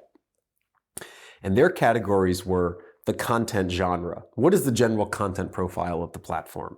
News, fashion, animals, and crypto on Reddit versus maybe personal chats and interest on Messenger, right? Then they had interactivity, which is how do people interact with content? Different from the general understanding of interactivity, but like, upvotes and awards on Reddit versus reactions and emojis on Messenger. And then content credibility. What's the source of what's the general type of profiles on the platform? What's the content they would promote? But then what's the general feeling of content credibility that's provided by the types of account allowed on the platform? Yeah. Interesting. Mm-hmm. Next group, TikTok and LinkedIn. That is an unusual pair, I must say. And their fifth category was notifications. So, and I think actually this is actually a really good one because all platforms notify you, but how do they do it? And what are they trying to signal with it? And so they had, what is the relevancy that generates the notification? What's the criteria that makes the notification? I have no idea. Actually, I'm very curious. What are the criteria to get notified? Well, it's very different across TikTok and LinkedIn. Okay. So I don't have all the slides in front of me, but they really broke these down. They did a great job, all these groups. And then the other thing was, how are the notifications distributed? So like there's the relevancy from the content side. What makes a notification become a notification? What does the platform decide to notify you about? And then how is it distributed? In-app, email, or push notification to your phone. Mm-hmm. Very big differences here. We all can see this as users, right? Yes, totally. So that was cool. Another group got WhatsApp and Snapchat. And they argued that another function is accessibility. Good point. In terms of, for example, one of their categories was digital literacy. How easy is the app to understand on first-time use? Snapchat, tougher than WhatsApp. And then second, assistive technology, getting more into disabilities. Yeah. How easy is it in terms of color code, pressing, if you don't have a thumb? Yeah. And so does the app have accessibility features, or do users need to find workarounds to use the app? And this group was talking about how there was like groups of blind people who were discussing, here's how you can use Snapchat. As a blind person. As we are. Because it's not intuitive. I must also comment on this very quickly, that to some extent regulation is also playing a role, and I think this has been a leitmotif. As ever, the regulatory. The EU has introduced recently certain mandatory content accessibility requirements for any kind of public media, and that means, for example, alternative text to images. We can see that for any Twitter users, that you are invited to describe very clearly in no ideological terms, no interpretive terms, but simply describe what the visual cues are, like this is a man laughing while, you know, a rainbow comes out of his mouth. Yeah, this would be like when you go onto YouTube and there's a closed caption. It's like dramatic music playing before Tom Cruise jumps off cliff. Exactly. I mean, you need to understand that. You need alternative text. You need readouts, and this is where AI technology has been very helpful, because you can have more human-sounding voices reading out text and so on and so forth. But regulation plays a role in this, and there's an incentive for platforms to accommodate, if at the minimum level, accommodate this type of interventions in order to provide a variety of functional variation accessibility points. And I think it's great. I think it's fantastic. This is where technology really proves that it has a benefit for mankind, that you can do these things today. You can annotate in this way. No, I think it's, remember they were asking, like, should we do accessibility or something else? And I was like, no, this is actually where really thinking about design is important. I myself don't have a particular disability, but I can totally see how, if you think about, especially in the political context, the role of platforms in democracy. The whole idea of like public sphere, which is kind of this, generally vague concept, but what you can take from it, at least for me, is that for a public conversation to be public, it needs to be inclusive. Exactly. And this is more than just like wokeness and stuff. It's just like, how do you design and optimize? These platforms are designed and optimized to be used as simply as possible by as many people as possible. And I think, for example, when Snapchat first rolled out, it wasn't self-explanatory. No, they're trying to bust into the market. They're trying to get a bunch of users. They're not thinking about accessibility. But as they stabilize, accessible design is something that is important. And maybe it's difficult. I don't know. It's not really that difficult. In one of my projects, I helped design together with engineers and UX architects and so on, several digital tools that were specifically designed for accessibility, partly also because the project was a EU-sponsored one, but also because EU generated several legal guidelines on how to do this. And it's not really that difficult. It's just having this mindset. Exactly. Just thinking, okay, not everyone is reacting to this particular interface the way I do. So let's think how other people would see it. And then you just have to listen more than anything. You just have to listen to what other people would want to have. In terms of text, in terms of sound, in terms of video, in terms of vibration, color, and color friendliness, and so on and so forth. All these things are kind of given only if awareness exists. And this is why I think regulation is important, because at the very bottom, it raises awareness about ways of interfacing with a particular digital platform that is just making it more user-friendly altogether. Yeah. Even people that don't have a particular disability, they might enjoy bigger text on some web page, right? And I think, you know, when it comes to, and this is something maybe, this was one of It's a great point. I wanted to say accessibility is a great point, just to go back to what you were saying. And I think when reading some of these platform reports, I mean, I think in terms of the general like raising of certain issues to the front of the national conversation, like particularly around, let's say, just for example, transgender. I mean, I don't think this is necessarily a vital interest in the national public security that needs to be discussed by everyone at all times. So the point I mean by that is that I don't think accessibility is something that is like top priority and needs to be discussed because it's hard to figure out or something like that. But it's exactly what you said. It's like these things are such simple fixes to bring more people into the conversation by, for example, changing color schemes or changing speed of scrolling or providing an option to do that I think these are important to address because they're so more than the official category intended for the use. One of the examples that one of my engineering friends would say is like this kind of automatic door openers that you can activate with your elbow or your knee. They were originally designed for people that had functional variation and had to be, for example, in a wheelchair. But during the pandemic, for example, people did not want to open the door with their hand because of the potential contagious effect at the time unknown of coronavirus. So they preferred to open the door with elbow or knee. And so this feature that was originally intended for a specific category was embraced by basically the entire population. And this kind of spillover effect, we should not negate, or I think it's a great feature. And I think basically more people should be thinking about accessibility in very many ways. And one example finally that I bring to this is this speak in clear language demand on public authorities.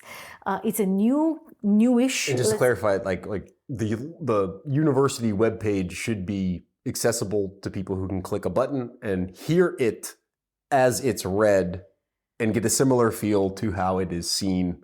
And described exactly in the layout. But one of the interesting things that I think is very for everyone, like is probably born out of the accessibility requirements law that is carried out by the EU, but I think it benefits pretty much every human being, is that communication emerging from public institutions should be very clear, no lingo. So, for example, if you access the Swedish Healthcare Authority webpage and you are curious, like, oh, I have a cold, what should I do? It shouldn't give you some name of some very complicated chemical compound or a microbe in Latin, but should just tell you, you're suffering from this particular, probably this symptom, then you should do this, like take a warm bath and a vitamin C or whatever, some very clearly explainable words. And now we have automatic checks for how clear our language is. And I think this improves, hopefully, even academic communication. Yeah. There's hope there for how academics can divorce the lingo and just embrace understandable language. Yeah, and I just want to clarify what I was just saying is that, like, what I mean to say is basically that it's not that this is like a value thing to push out, like we should focus on accessibility because it's whatever, some political partisan ideology, because it becomes politicized.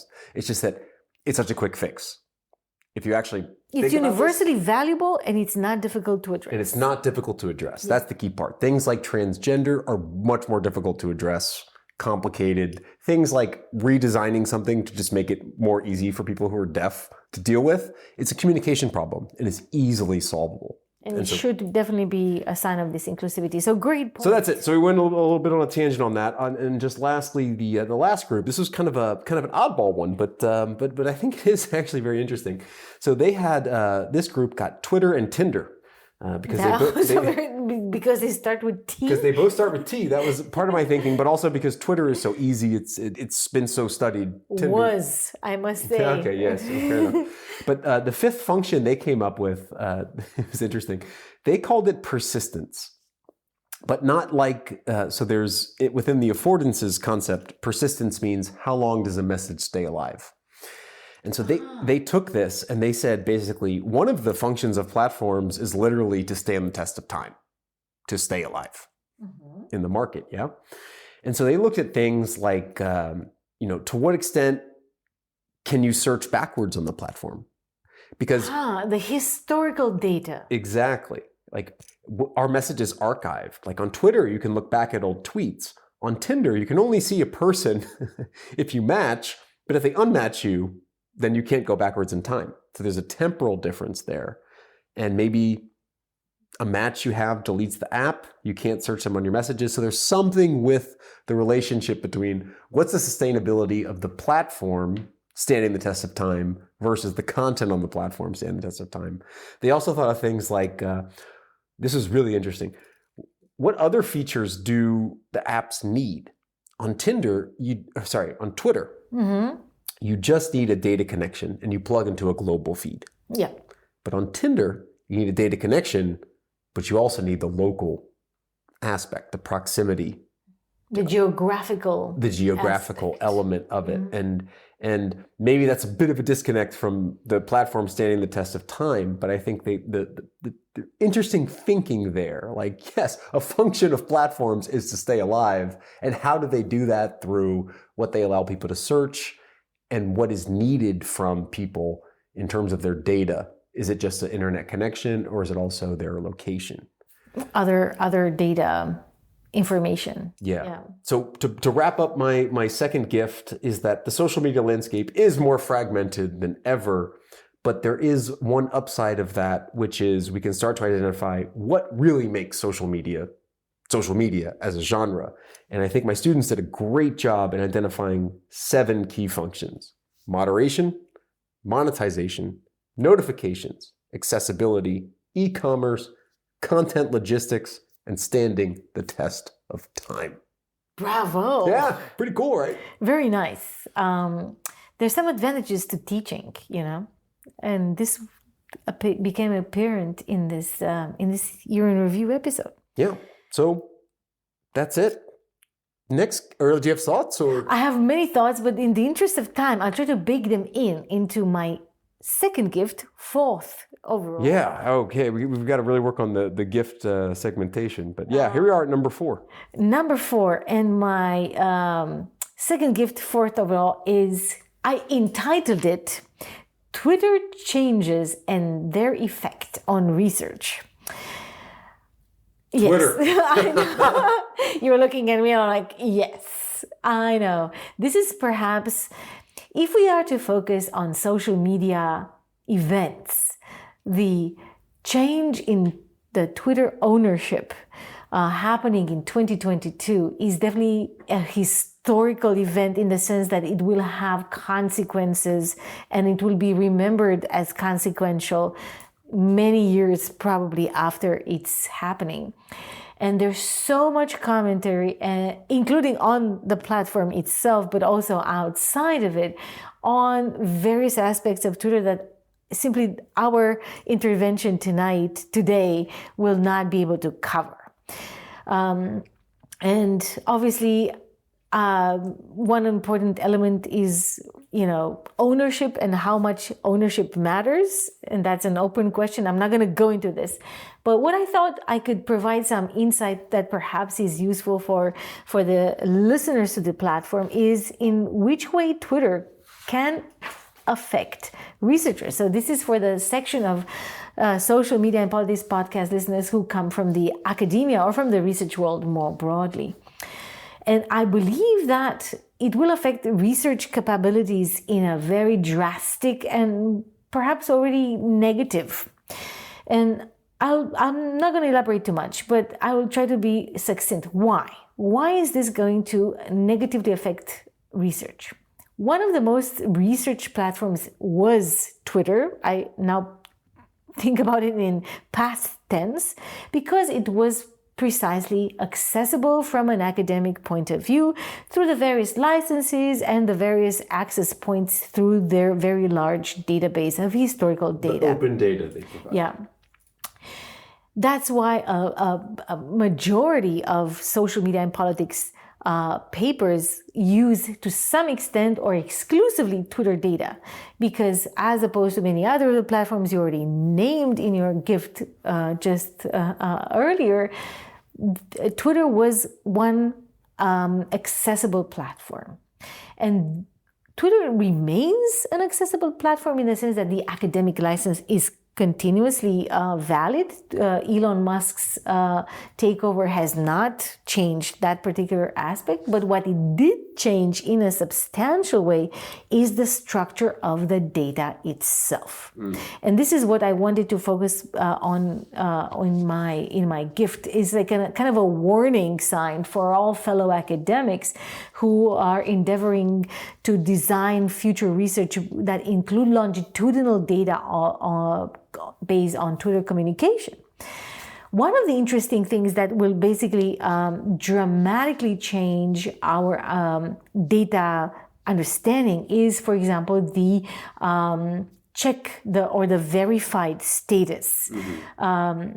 For example, Twitter confirmed this week that it will remove all legacy, like old, before Musk, verified account blue ticks, unless they are willing to pay for the new service called Twitter Blue. They are going to be, the old check marks will be removed. In the meantime, these legacy blue checks get a description calling may or may not be notable. I'm just letting you know I'm writing down multiple counterpoints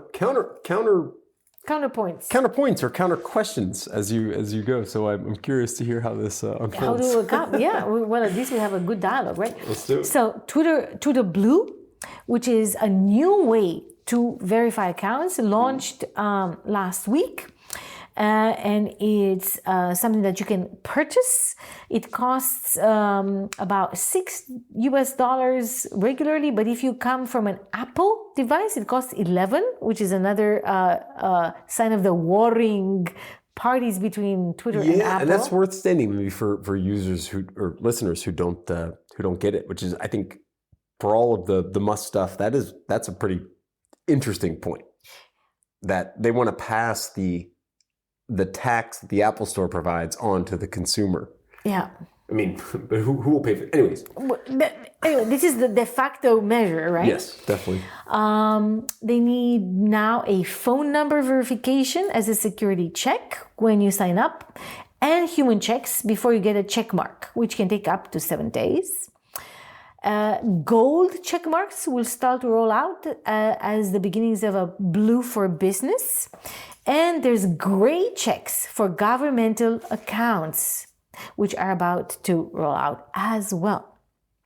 So this enumeration describes the variety of checks, and this marks a departing point for researchers that were relying on the verified status of various accounts in order to, for example, infer certain positions in the network of discussions. Because old verified are going to be removed. If you are going down in a historical database, you are not going to have reliable data. And the significance of a checked or a blue check account is going to be significantly different from today forward as opposed to backward in time. And Twitter is an example, but this perhaps can also have spillover effects in other platform designs. The way we measure things over time do not always take into account platform changes. No, which is why we should always mark the architecture as we study them. Algorithm, and it's an important methodological point. I think. What are the policy of moderations? What are the basis for algorithmic promotion or selection or filtering generally? We completely miss this as scholars, completely. And I think this is very important. We look back, we cannot change that, right? It's kind of water under the bridge, but we have now an opportunity, and this is why I'm trying to be optimistic about it, to almost use this as a field experiment where platform changes may as the nature, as the ones I highlight about the nature of Twitter blue checks, but perhaps many others, they can highlight the importance of such features for the type of analyses that we as scholars perform when it comes to what we call as influential accounts, key accounts, elite accounts, and so on and so forth. I think it's important to keep that in mind, and it's important 100% emphasize. I'm with you. To bring this into the type of scholarship or that we perform more, how can I say, to be more aware of that, to be more aware of this. And rigorous about it. And more rigorous about it. And at least when it comes to Twitter research from this point onwards, be sure to mark this kind of 2022-2023 break point in the system, because it's not only introducing new features, which is something that we have seen happening across the platforms that we've talked before, but the modification of existing features. So it's not like introducing reactions as it was the case for Facebook a while back, right? This is having the same idea of verified blue check, which was interpreted by many scholars in various ways. Again, I'm not going to go into the meanings of it, but it was interpreted before Elon Musk's takeover in some way. We have exactly the same name and the same feature, but on a different basis from today's point onwards. And that can change the nature of our analysis, because the type of accounts that we will have verified are different now. For example, people refusing to pay a fee. For example, people who refuse to continue their presence on Twitter. For example, people who are not noticeable or notable, or excuse me, are not notable, but who are willing to pay in order to give the impression that they are notable. Yeah. So the significance of these platform markers, though formally the same, may change over time depending on these particular design changes. And I think Twitter is a field experiment that provides us with an opportunity to engage with this and to literally raise awareness of the importance. I probably could have talked more about Twitter, but I think a lot of the audience for the podcast is already made aware of all the complications in terms of ownership, in terms of freedom of speech, in terms of on the opposite, censorship and filtering and so on, and the labor union stuff. And I mean, there's so many things that have been problematized in relationship with Elon Musk's takeover. I think, though, as academics, we have the duty to be aware of these, and maybe this is a prompt for us to be more aware of the algorithmic and structural changes when it comes to our analyses over time. What a beautiful soliloquy. What a beautiful soliloquy. You let me say everything by myself, but now, because I've been scribbling notes furiously, because I mean, that's the beauty of recording these things, because So what do you think? There's a lot of things to pick up on here. One is the historical archive still holds, right? All the things, unless there's a major shutdown of that, the opening of all the data that we can go back to the Arab Spring and get and analyze, and Occupy Wall Street and analyze, and with the perspective of hindsight. But as you said, we haven't looked at really the changes of the platform. We've never documented these things really. So it's very hard. We look at Twitter today and we try to go, okay, well, what happened back then, or with the Me Too movement, or whatever it is.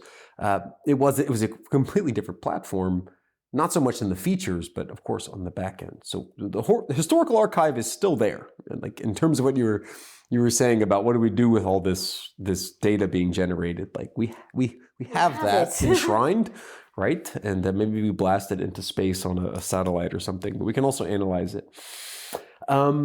So many things to say here. But how do we deal with this change, right? Like, are we aware of these changes that I just mentioned, like how Twitter Blue relaunched this very week in December? I think top line thing I want to say in response to that is good. Let's mix it up, because I think there has been a professionalization or a routinization of studying Twitter that I don't think was good for research. Mm-hmm. In part because we haven't been archiving the changes. So people there is a sort of a cottage industry of both senior academics and also PhD students and everywhere in between who's just like, here's how you do a Twitter study. Let's just do it on this protest or this case. Well, now it's blown up. Yeah. So we need to rethink. And I think whatever you think of Musk's takeover, maybe this is a shakeup to think, well, yeah, rethink what makes a good Twitter study today. Yeah. Makes us rethink how we approach it because of, for example, user drop-off, because some people leave the platform, or they... Maybe significant users, too. Yeah, so maybe central nodes in a network bounce, but new users come in, too. Fresh users, not knowing the norms are changing, hate speech is up, hate speech is blocked, bots are down, who knows what's happening. But it means basically forget the old method of just, here's how you do a Twitter study and I'm going to keep pumping this stuff out, is a good thing, I think, for knowledge building in the social media and politics space more broadly. Stay tuned for next gift. In terms of verification status, it's a really good point because there's all these different tiers. I mean, from a political science perspective, does this not introduce more variance? Well, it totally does. We just need to be aware of it and be treating it as variance rather than consistent marking, right? Like we have to have a breakdown time from which a blue check means this as opposed to meaning that. But just forget about Twitter Musk in general. If you have a binary category, verified or not, to all of a sudden multiple categories, you change your variables. Blue, gold, gray, and now you can bring more enrichment to models. At the same time, just to have the conversation, right? It questions what is a truly government account and what is a potentially non-governmental account. Let's say Russia Today. Just for the sake of the argument, is Russia Today going to have a blue check or a gray check? You know what I mean? Is this a governmental account or is this a verified media account?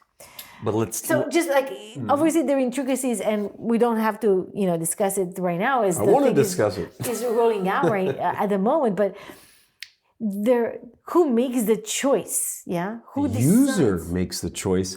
Okay, so I think at this point it's the company that makes the choice. No, you're right. But let's flip it from the sort of organizational account to the user level account, which is there's a choice between paying and non-paying. Yeah, and that is some categorical marker of do I invest in the platform or not? Or do I invest in the ideal of the platform or not? And that's just one extra introduction of variance that can nuance studies at the statistical level. But it does interfere with the data. For example, why would you do it? In a good way. Why would you do a paid verified account? That's an objective study. It is like the Musk team wants you to purchase this particular blue check, not only for your reputational purposes, but also because, for example, you will see less commercials.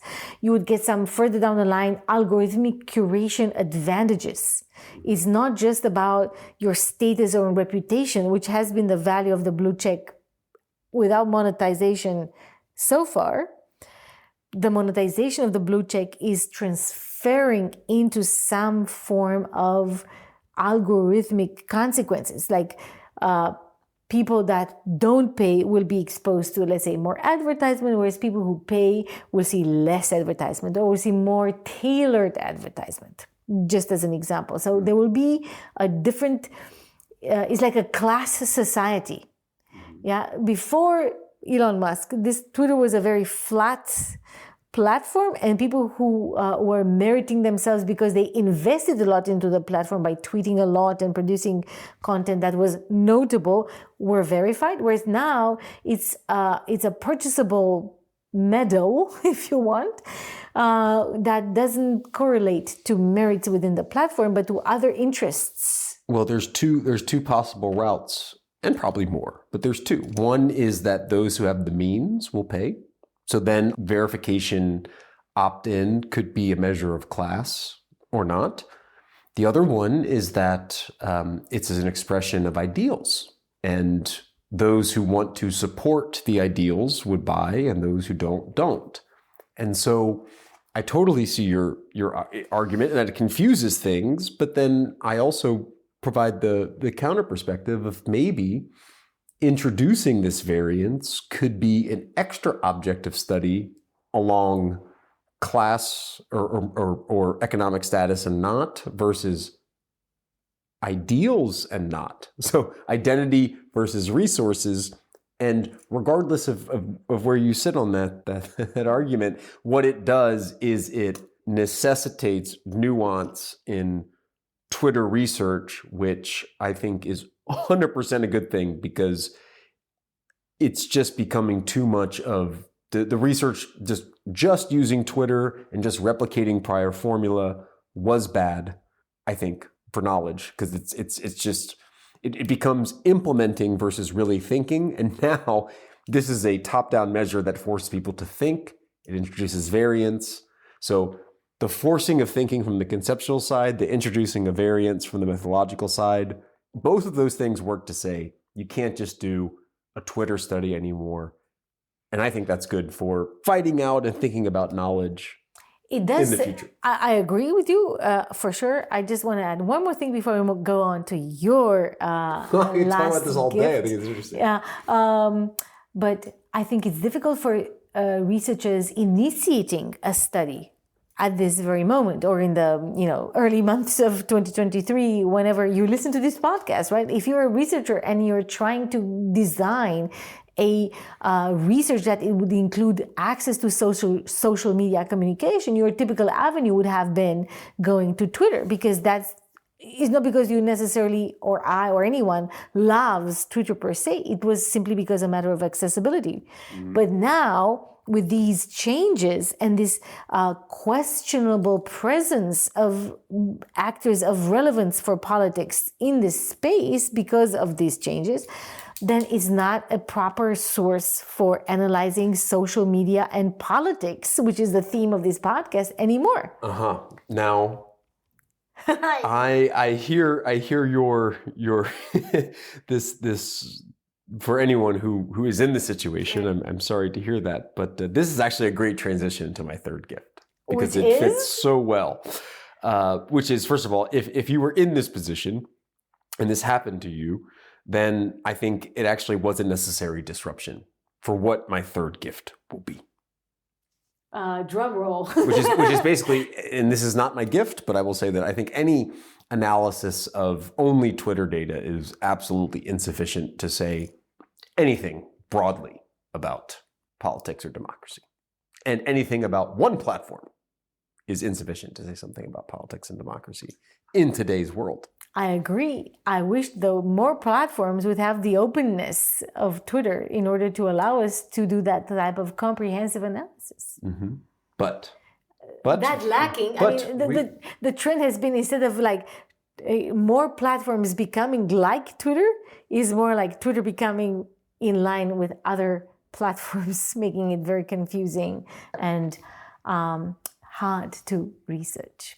But now to your third gift, which is now the fifth gift. We need to do better at accounting. Accounting for each other's gifts. Is it's a question or a provocation, something that we have a provocation, which I love in general. Is that, are we seeing a general decline in the centrality of social media and politics? My goodness, I think this whole podcast should be maybe it should be cut here and have a 2-episode podcast, because I'm afraid this particular topic will occupy us for quite a bit. It will. And I have some notes here, so apologize if I read because... Go ahead, be systematic so I can intervene unsystematically afterwards with this the is something that, emerged out of conversations we've had over the course of this year, which is that it's a general sense that the whole social media interest, it's still very much in the media, which also we need to connect to the interests of journalists, that they have a very strong interest in particularly disinformation. And they're concerned about this, they report about this. So I think there's just a general sense that I think we passed the heyday of focusing on what is the effect of social media on politics. And I think what my gift... Have we? Some people may or may not. Yeah, but I mean, the people who listen to this podcast are interested or working on this too. And so this is really like a gift for y'all, which is, it's not about, I don't think social media is less important for politics than it was, but the question is, what is social media? It's not going to the fundamentals.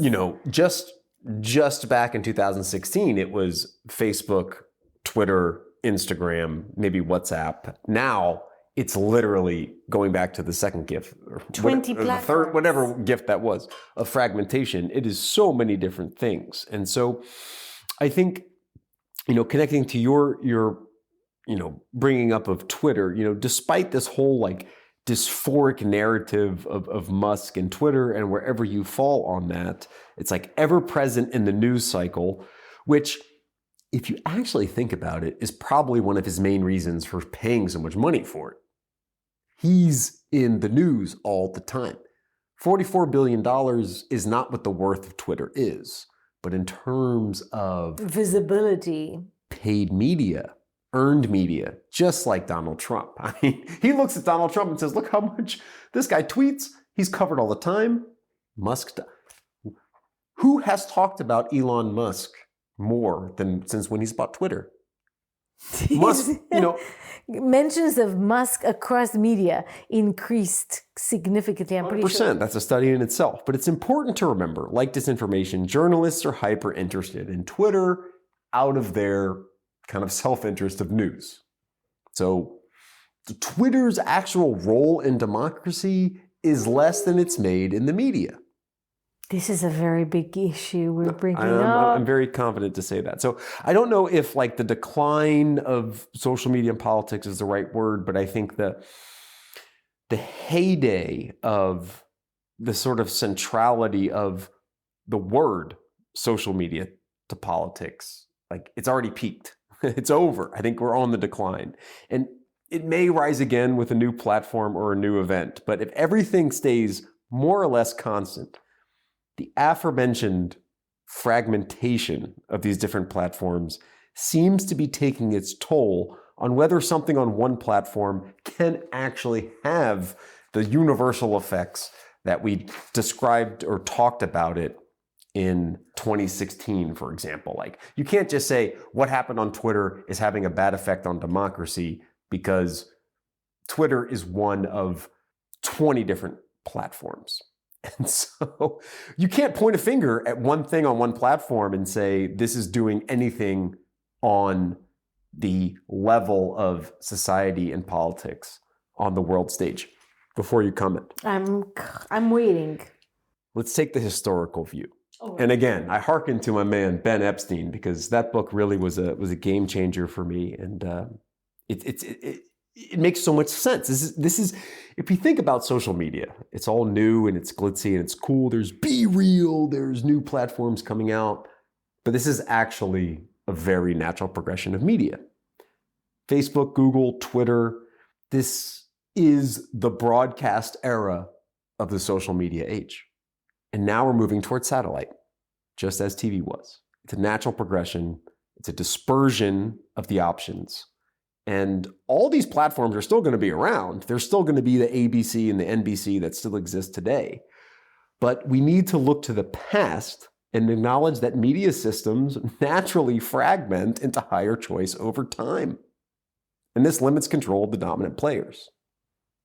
They're still important, but they're just not as central. And we're already in that phase where Facebook and Twitter and Instagram are not as central as they were. They're still the old broadcast players, but especially as academics, we can't study them as they were in the broadcast era. We're not in the broadcast era of social media anymore. And the irony, I think, is that as media and communication scholars or political communication scholars, we should know that this is how things go with media technologies. But people are going to keep treating analysis of Facebook or Twitter or Instagram as a general assessment of some political thing. And I think that train has already left the station. It left some time ago. And the sooner we realize it, the sooner we're going to just be better and go forward. And I have some more points that are really going to hammer this home, but do you have thoughts? I have lots of thoughts, and I'll keep them short to hear your next points for sure. I do agree. The way I would say it is that social media study, so not the social media themselves, but the social media study has become normalized from being a novelty in the 15, 16, 17 when we were, 2016, 17. Let's not confuse it with any other city. 2000, yes.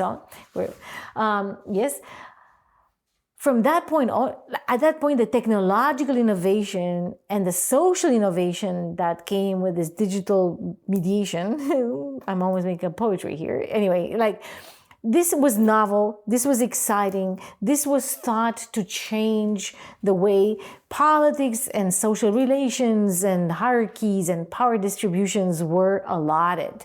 And that was why it sparked a lot of interest from researchers such as you and I and many others of the people who listen to the podcast today. And what I think happened over these numerous years, almost a decade, is that social media became an integral and regular, normal part of everyone's, including politicians and political journalists and political researchers' lives. It has found a niche. Social media as a group, and particular social media platforms as the ones you were mentioning earlier, have found their place in this new ecosystem.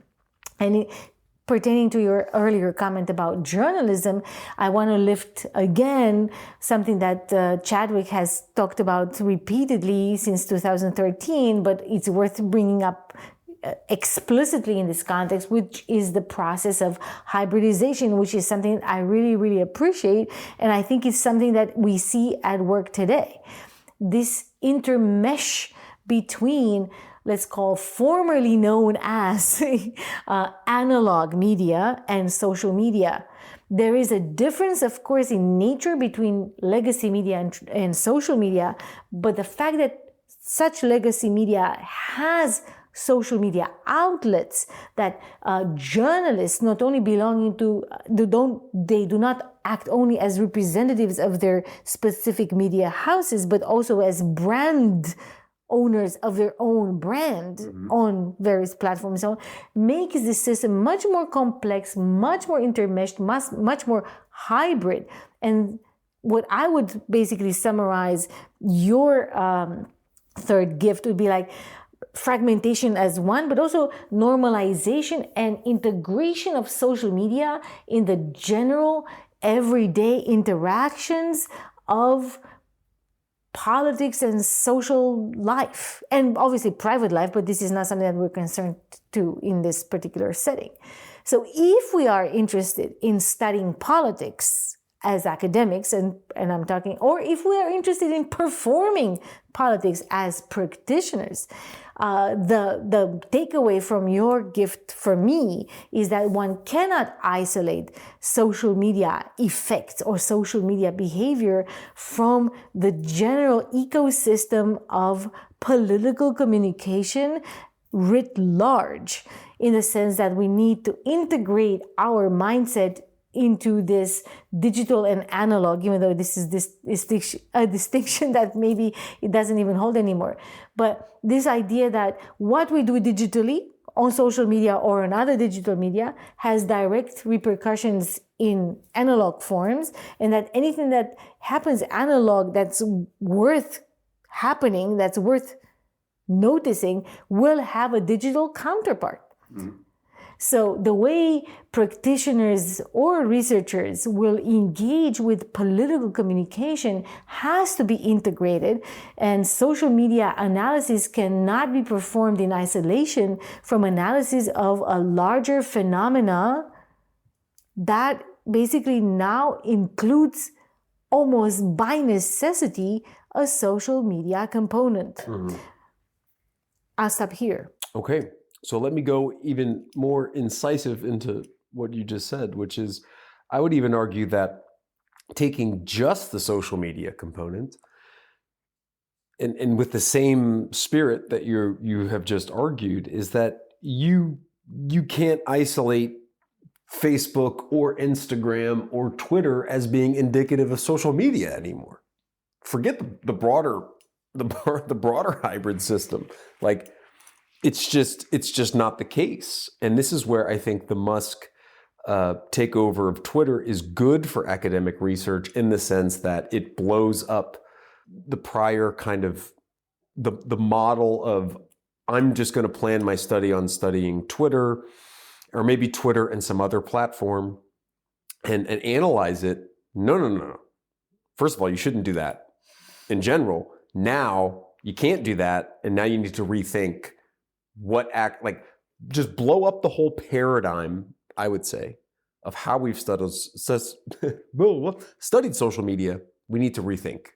And let me give you a concrete example of how we need to rethink. And I will shamelessly plug for you, valued listeners of the Social Media and Politics podcast, that I just recorded an interview yesterday that will come out on January 8th. So the first episode of the new year is with Megan Clausen. She is an amazing person who is she ran the digital ads for the Biden campaign. And I learned so much in this interview. Y'all are going to learn. It's like, it is just a rapid fire. Like, I completely went off script because she had so many interesting things to say. We just really picked apart. If you're interested in digital campaigning and data-driven campaigning and politicians and what's happening, like, it very much puts into context what actually are Facebook and Instagram ads in the context of a political campaign. They're peanuts. But this is not uncommon. Again, I was in prep for this particular conversation we're having. I was obviously looking around, and I found a pretty good overview of various things. But just in the United States, which is a country where campaign financing is generous and where a lot of social media research generous is an understatement. Comes out, the Democratic Governors Association, dramatically cut out their spending on Facebook, signaling that the platform had lost much of its effectiveness over the last 2 years. See it in the stock, you see it in the market. Instead of Facebook, campaigns and political action committees focused more, and I think this is precisely in line with what I hear you saying, focused more of their donor dollars on streaming services like Hulu, which is a cable TV, where targeting is more precise and skipping ads is more difficult. And that is exactly it. So there's both. Now it's getting complex. So if I mess this up, we'll do a retake. lean on that next episode that comes out, because it's rapid fire campaign talk, but it caused me to really rethink things. And so when you're talking about Musk coming into Twitter, what it means for research, like, to me, it's all making sense that, like, the current model is just, it's not sustainable. And so let me try to give you some thoughts on why this is, and some concrete examples.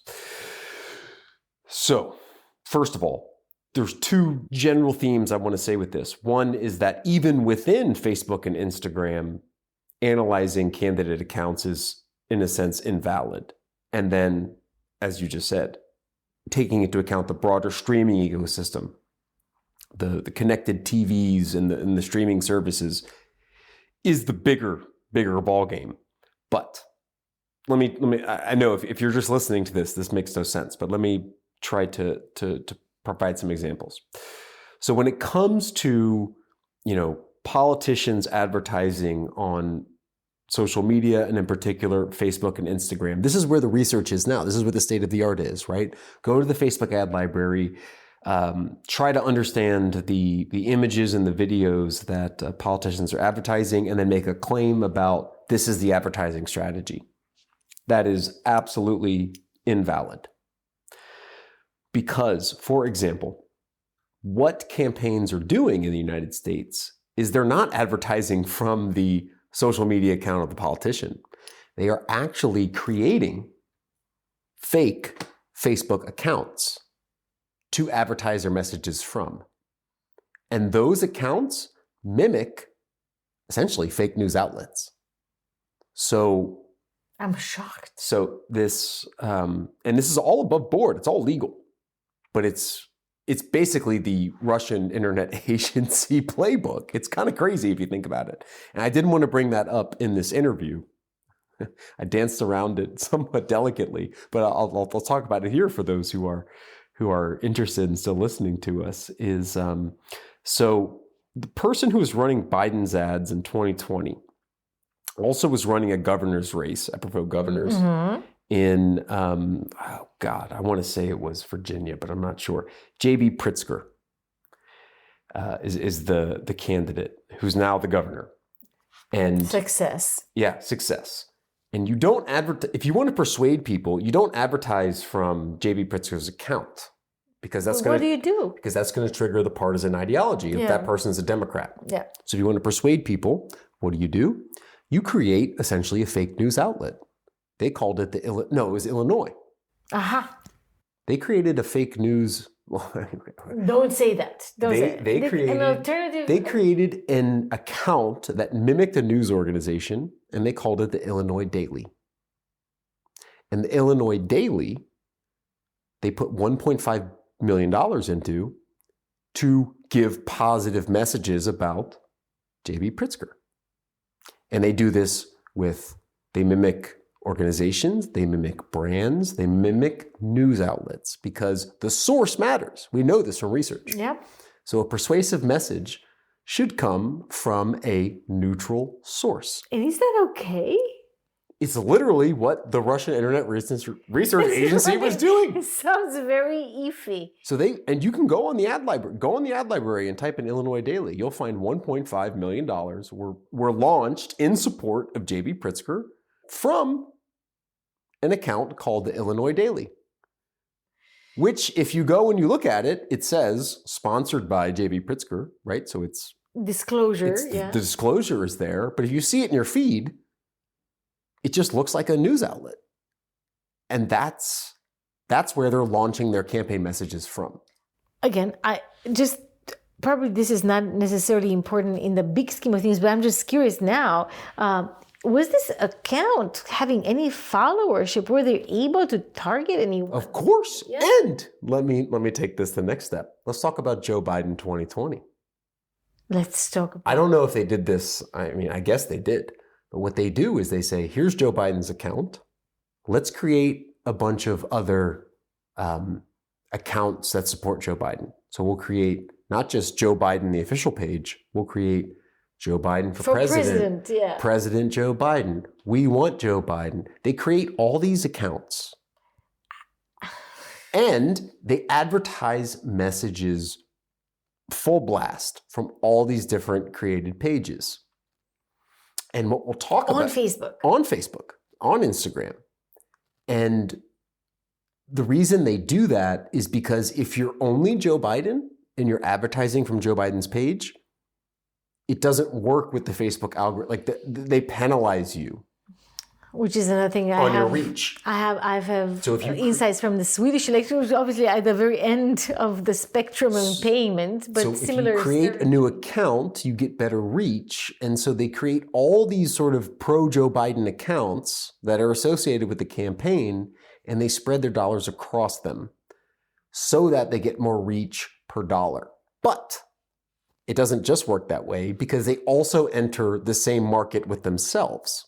So they're competing against their own all pages. their accounts are they're basically created competing. and they're paying higher per ad, but they do that in a way to reach all their groups, all their audiences with persuasive messages. So essentially, if you are trying to understand how a candidate is advertising and you're only studying the candidate account, you are missing an enormous chunk of actually what the persuasive or mobilization messages are.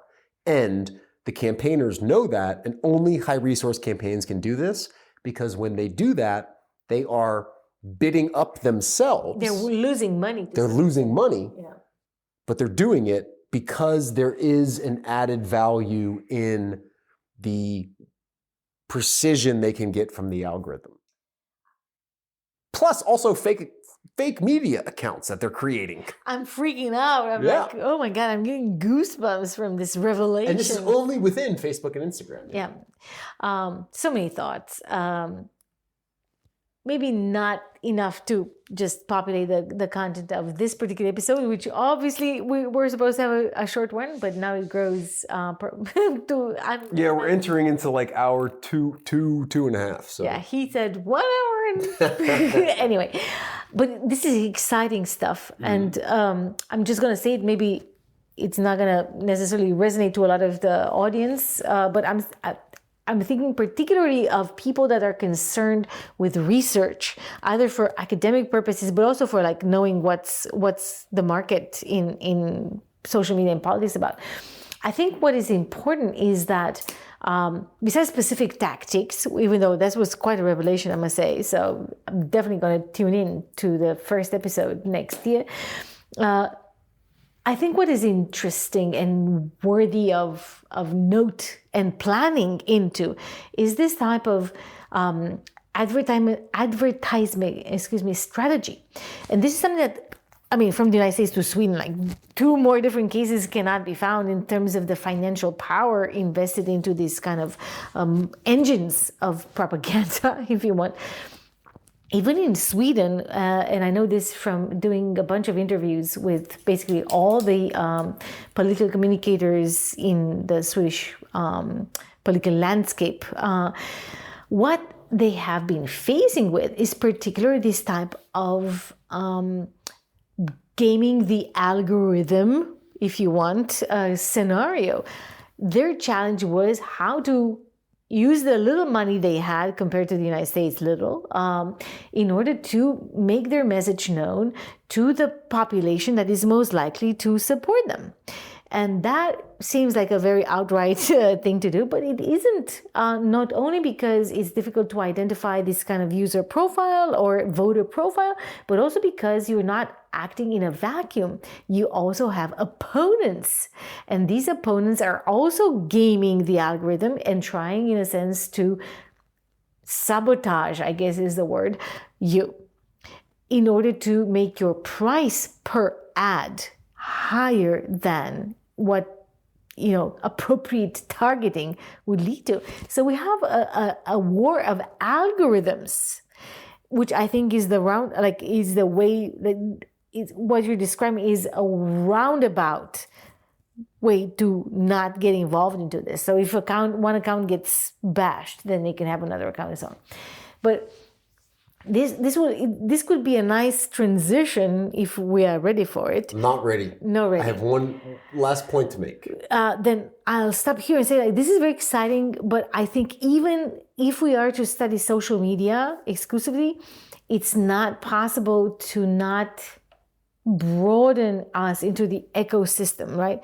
And a call that has been made here before, but I'll reiterate almost for form, knowing that it's not going to percolate further, is the need for transparency from the platforms themselves. The only way we can get this information as researchers or even as professionals who are playing this game is through some form of platform transparency. No. All right, 2 points. So go ahead. 2 points. One is that all the stuff I was basically saying about American accounts creating essentially, and I'll call it, they're creating fake news outlets as launch pads for their advertising campaigns. That is all happening within the Facebook and Instagram environment. So if you're studying candidates' accounts, you're only studying a fraction of the messaging. There's a whole other thing going. To your point on transparency is that it's not just that the algorithms can't just deliver it, because the other side of that strategy is they are also partnering with influencers, which is not an algorithmic decision.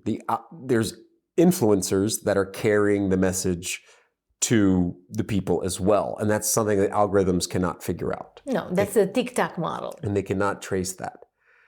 Now, the mind-blowing feature is that is both of those things, which are very hard to disentangle and study, are happening only within the platforms like Facebook, Instagram, and TikTok. I asked this campaigner directly, straight up, what percentage of the overall digital, okay, there's a double mind blow here.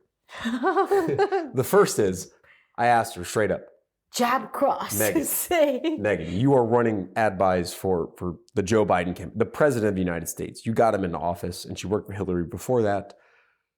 What percentage of this type of work is happening on social media within the digital media ecosystem?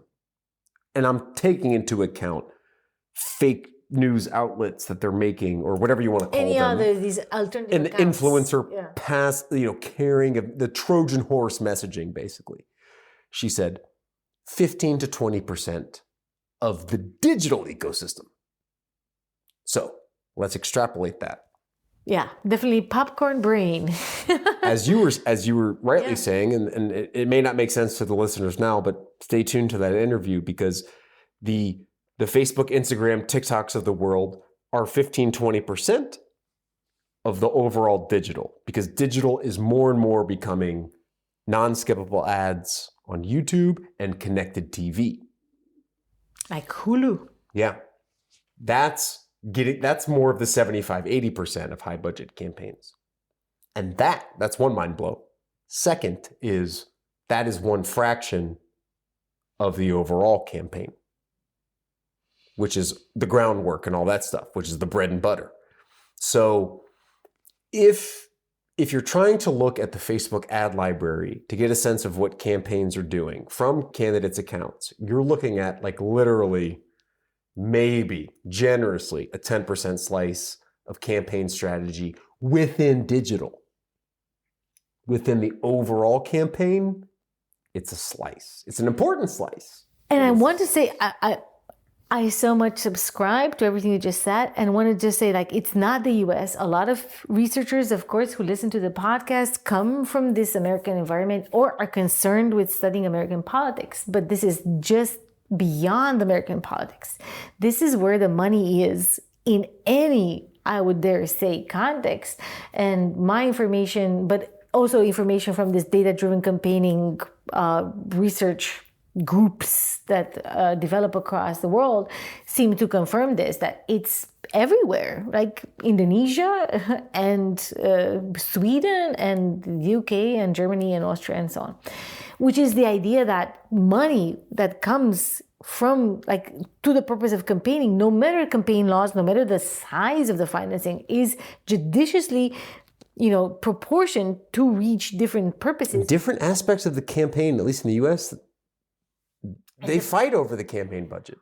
But the personal contact, and this is what I wanted to say about my earlier point about hybridization, but confirming your statement in regards to the interview you just had, is that hybridization of communication means that the budget has to be evenly spread, or in the mind, like proportionally spread to the purpose of effectivizing outreach to the right crowd.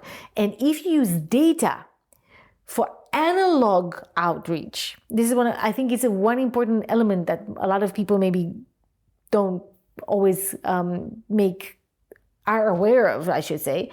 Professional communicators or researchers is like, when you say data driven, it's not just about social media and advertisement strategies or post making strategies and so on. It's about using either social media or other data such as opinion polls, national census, credit card data, other information in order to provide strategies for analog communication, like meeting people in a specific town. The bread and butter. Yeah. Knocking on specific street numbers. Yeah. This is where the data is coming in. It's not just about micro-targeting on Facebook, which is a classic. It is there too, so let's not discount it, but it's a supplement, or it's one of the components of a multilateral, analog, digital, multi-channel outreach. And successful campaigns cannot afford to focus on any one single aspect, but need to cover all the other ones. And of course, they're conditioned by the environment in which they operate. Restrictions, regulations, my favorite thing to say on this pod, regulation until the day I die. Yes, it matters. But no matter what the regulations are, they still allow you to have a digital and an analog leg of your campaign. And you will spend so that the personalized communication, the real life communication, the handwritten note communication will be also there. Not just the social media ads, especially as social media membership is more fragmented and dwindling in the Western world. You mentioned probably 10 minutes ago that would be a good transition to your gift. Let me just read. I have typed out some notes here, and I'm just going to read them as my own little soliloquy for the end of this gift here, which is no study of ad library data from candidate accounts can be trusted in terms of an overall strategy. It is still important for candidate campaigning what people are doing on Facebook and Instagram, but that data can only say something about a fraction of the overall digital campaign, which is yet a fraction of the overall apparatus, as you just mentioned. So let me wrap up my written notes here, which is, I think all things considered, I don't think we're seeing a decline in the importance of platforms for politics, but there's a cognitive realignment we need to make between thinking of social media as a set of central players, Facebook, Instagram, WhatsApp, Twitter, TikTok, whatever, into thinking of social media as a dispersed set of interconnected platforms where what happens on one platform cannot have the same agenda-setting power or effects that it once did, because social media used to mean only a few platforms, and now it doesn't. So we need to recognize that when we talk about social media and politics, the social media part means a much more decentralized set of things, such that no generalizable inference can be drawn from what happens on one platform anymore, and whatever inference you would draw from that one platform or set of platforms is only a fraction of the overall offline apparatus. And we need that cognitive realignment. And I hope that, for example, the Musk shakeup of Twitter starts to encourage thinking along those lines.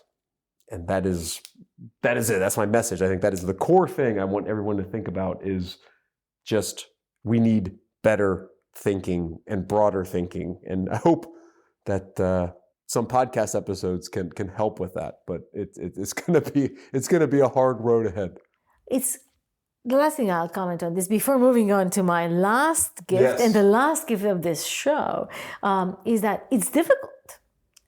It's difficult to, as researchers, to be able to acknowledge all this and have access to this information. People, I'm sure our colleagues listening to this story right now, They're in a better position than all other colleagues.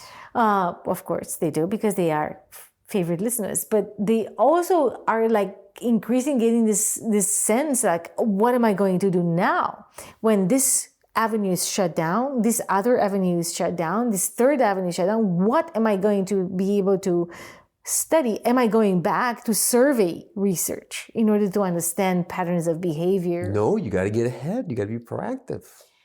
Well, I think from the researcher side, of course, there's that desire, but there's also the Facebook, Instagram, Be Real, etc. platforms who also need to open up in order to be studied and examined and critically assessed. And of course, that's not necessarily a good for business thing.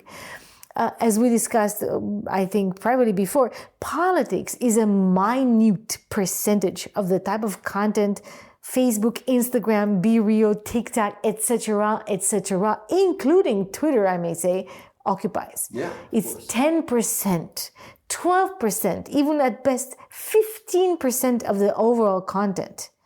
But it's not ever on these social media platforms the point of the platform. And this is why artificially designed political platforms never survive, because people are not, few citizens around the world are interested in joining a platform just for politics. They're there for other benefits. Apparently a flop, right? Yeah. So people are in a place where interesting things happen. It's entertainment mixed with culture, mixed with business, like shopping and all your students' evaluation. E-commerce. E-commerce, that's a proper term, and so on and so forth. So it's a one destination for a lot of purposes. Politics is a fragment of it. And in general, people are not as obsessed with politics as we are. We just have to admit it, right? So we need to calibrate our measures and our approaches to account for this. That's a good point. It's great. Yeah, I think in general, like of course, this podcast is called Social Media and Politics, and I'm a social media and politics like one track person, but I have also this partial insight that I'm just the nerd in a room of regular people who use social media for any other purpose than politics, and through which politics comes intermediated through various other channels, subtle signaling rather than obvious advertisement or obvious politically labeled content. Yeah, and if I can, I mean, I think there's a very concrete example of this, which is like, let's say you're a far right hate speech scholar, and I've seen, and not to call anybody out, but just like this is one example of just many of this type of thing where it's like, okay, I'm a scholar of far right or anti-Semitism, but like if you say, I find far right content on TikTok, and I found 90 accounts that promoted far right stuff on TikTok. Like, yes, you'll find anything on TikTok. Exactly. And so like this paper was published not in a great journal, but it was just like the way the paper was written was like we're sounding the alarm bells of TikTok is hosting far right content. TikTok hosts everything by virtue of scale. So I think that is a microcosm of what you're saying, which is like, if you look for anything, you will find it. We need to better contextualize in the broader experience of users generally. I think I've been speaking a lot as an academic in this particular pod. I hope somebody will find it useful. But when we have been so compartmentalized in our disciplines, we're like trained. We study politics, so we're looking at campaigns and elections because that's when politics happens. And of course it does, it surely does. But there's an antecedent and a consequent period to this. And that's where politics happens too, but just not in an explicit and easy to capture way. There's no hashtag for the non-election periods. No. But that's also when political identities, political interests, political effectiveness, and all the other elements of citizenship are being articulated, both in digital trace data and in other, maybe completely non-digital, analog, untraceable ways. So when we make our grand theories about how the needle is being moved and what explains the electoral wins or losses of one or another side of politics. We should have this rather generous understanding of politics. Yeah, no, I think it's. I like the idea of grand theories. Like we can't piece together all these different platform studies of whatever platform or cross-platform studies that exist and put them together into a grand theory, because it's going to be fundamentally incomplete. So we are in a fundamentally incomplete state. But blah, anyway, blah, blah. It's a challenge. It's a challenge. Sixth gift. Sixth gift. Whoever is listening now, God. We'll get a kick out of this. Yeah, I think. all right. I'm curious. My final gift for the day is about artificial intelligence and its transforming effect on political communication.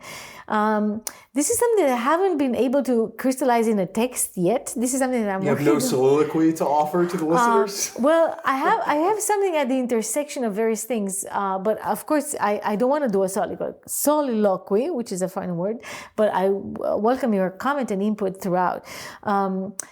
Grab my notepad. But there are two things I want to say, and they're summarized here, so people who are really exhausted can, get the gist of it and log out, but hopefully not.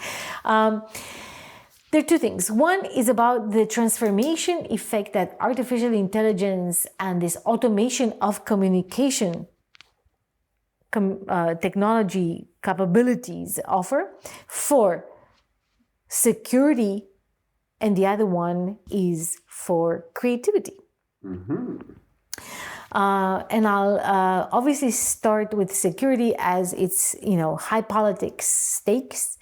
And in my gift, I want to raise awareness and discuss and commemorate, in a sense, for future, archival research of we're going to blast this out on the space shuttle. War in Ukraine. We haven't talked so much about it, but if I were to define 2022 in general in a political sense, I would necessarily include the war in Ukraine as probably the most important, I'm not calling event, but phenomenon that is continuously unfolding in the world today.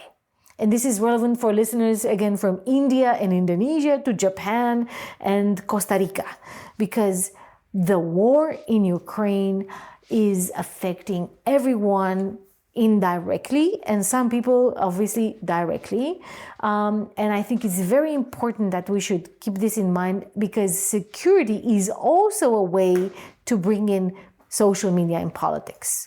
It's not just about explicit politics and parties and politicians and so on, which we have already discussed quite extensively, but it's also about governments and states and nations and more traditional international politics. Yeah, it's about diplomacy, and I know that several colleagues work on this topic. I'm sure that they will find this idea interesting for them. But it's also interesting for security scholars. And it's, of course, cyber war, and it's something that I think has been hinted at in various ways before this particular conversation we're having. But cyber war is definitely there. Artificial intelligence, and I know that you're critical to the term, and I use it also to just define any kind of very advanced technology that is able to autonomously learn and produce outcomes customized to a specific instruction, rather than be following point-by-point algorithmic steps. Yeah, so this is like a very generous definition of AI. Artificial intelligence really has an important addition in this kind of conversation. And I do want to claim it has a transforming effect through this automation of communication that is happening right now. I will focus on the war in Ukraine on one element, and that's a deep fake video. I want to play it just because I'm not sure you have seen it before, and how much of it will make it into the final pod, you will be the judge. All will make it into the final. But let's connect. It's Sliding across the table now to Catalina Marchand-Dabre with our daily fact-checking segment, Truth or Fake. You're beginning with a story of a video on social media where President Zelensky appears to surrender to Russian forces. What's that about? A false video of President Zelensky was diffused yesterday where he's apparently making an announcement giving up to Russian forces. This video was diffused on a hacked Ukrainian news website called Ukraine 24. We have the video right here to show our viewers, but just a warning, the video is a deepfake, so it's a fake announcement of President Zelensky laying down arms against the Russian forces. Let's take a listen. This is where it says, dear Ukrainians, dear defenders, I have to make a difficult decision. I decide to return Donbass. It's time to look in the eye. And now I decide to say goodbye to you. I advise to lay down your arms and return to your families, etc., etc. This video, the deepfake video that we just heard an Ukrainian glimpse of, is a video that promotes the idea of the Ukrainian forces laying down their weapons. Yeah, surrender. The one message is surrender. The message, this particular video was launched on March 16, and was published on social media, Facebook and all the other ones, including Contacti, as well as on this website of the digital news site Ukraine 24, which was hacked and where this video was planted. And this message came obviously in sharp contrast with everything else coming out of the Ukrainian presidency and with the government communication from Ukraine in general. The authorities in Kyiv were very quick to dismiss this as a deepfake. Zelensky himself immediately posted a video of the real man talking about how this was not himself asking for any kind of surrender, and that was publicized on a variety of social media platforms. But what is more interesting is, two things. One, the video looked quite credible. If you looked at it in a low resolution mobile phone I just saw it on a screen, like a computer screen. It looked legit. Of course, if you knew Zelensky, you would probably notice some issues. I've also shown this to my students, and they reacted to the language, to the audio being a little bit hacky, a little bit incoherent, which has to do on how the editing has been done. Also with some disproportionate aspects of the head compared to the body. So there are some physical cues as to the nature of this video, but I believe the most important cues come from the source itself, namely that the government of Ukraine, and specifically their Center for Strategic Communication, which warned 2 weeks prior to this particular deepfake launch that there may come such a situation in which the Russian intelligence services would create a deepfake asking for people to surrender and basically be warned, this is not what we want, this is not what we stand for, this is going to be a propaganda, fake news type of thing. And so pre-bunking turned out to be the best type of prevention. That's the secret sauce. It's a secret, but how can you know, right? Like this, you need to have some intelligence. Of course, not everybody can be in this situation, but this is what worked very well, and this is what worked very well because also apparently the American secret services of various kinds were the ones to inform the Ukrainians that this is likely to happen from the Russian side. And this is something that the American foreign policy has been also using very much, saying like, we're aware that the Russians are using artificial intelligence to manipulate various forms of information. Please exercise caution when interacting with this type of content that comes to propose unusual content compared to the mainstream content coming out from that source. So that's very important. I want also to just very quickly note that this particular deepfake video was marked down and removed from the both Meta, any kind of Meta-involved platforms, and Twitter, because both Meta and Twitter have policies against misleading, manipulated media or deceptive synthetic media. They call it different things, but they are the same thing.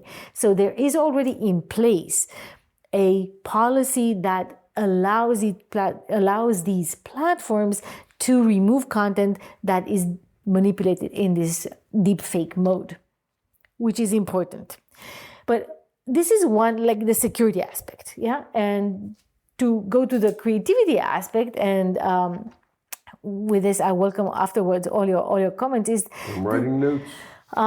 Is the this new technological invention, I don't know if this is the right word, that has occurred in 2022 and is definitely necessary to include them into the social media and politics review, which is the plethora of artificially generated images, videos, and text that use prompts delivered by regular users to create previously unexisting realities, yeah? And of course, we have to mention by name, ChatGPT, as well as Midjourney and DALL-E, text versus image generation algorithms. These are accessible, in a sense, very easy to use. You need literally zero competence in the digital computing space to use them. They are copyright free, and they are free to use as tools. You'd have to pay zero money to be able to play in this playground. What are the consequences? Obviously, there's so many consequences that we can just imagine. For politics and social media, we can obviously see some direct consequences. One is the creation of deep fakes, as we have seen, like images of President Zelensky, just because he was already the hero of this particular deepfake. Images of President Zelensky in Moscow taking over the Kremlin, right? Like this is something that DALL-E can easily generate, as there is a lot of data about Zelensky already. Or it can, so besides propaganda and fake news or false information, also creative campaigning. Imagine the amount of messages and of campaign design and campaign posters and campaign videos that can be very quickly and satisfactorily, let's say, be generated using this type of technology to simply customize messages to specific audiences. I go back to the Swedish example, since this is what I've been working on recently.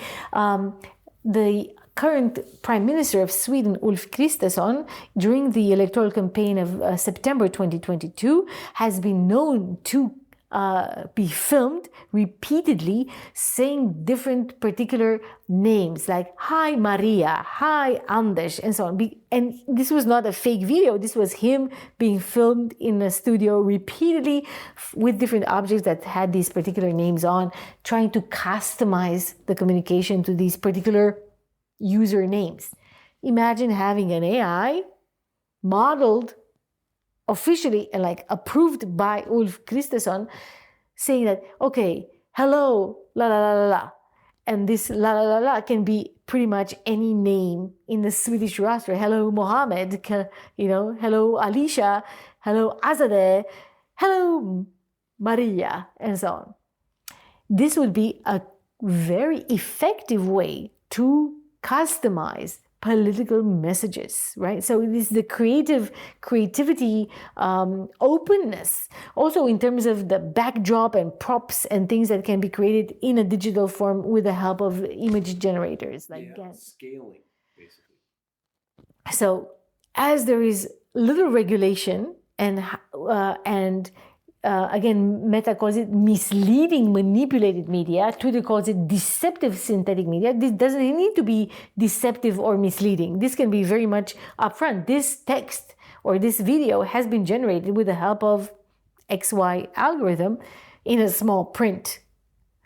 But that would generate immense volumes of campaign material, which may affect the outcomes of a particular election in the long run. Could, definitely. I see that. I mean, I think these tools are tools, right? So they could be used for deepfakes, and they also could be used to essentially deepfake prime ministers to create customized messages, essentially offload labor.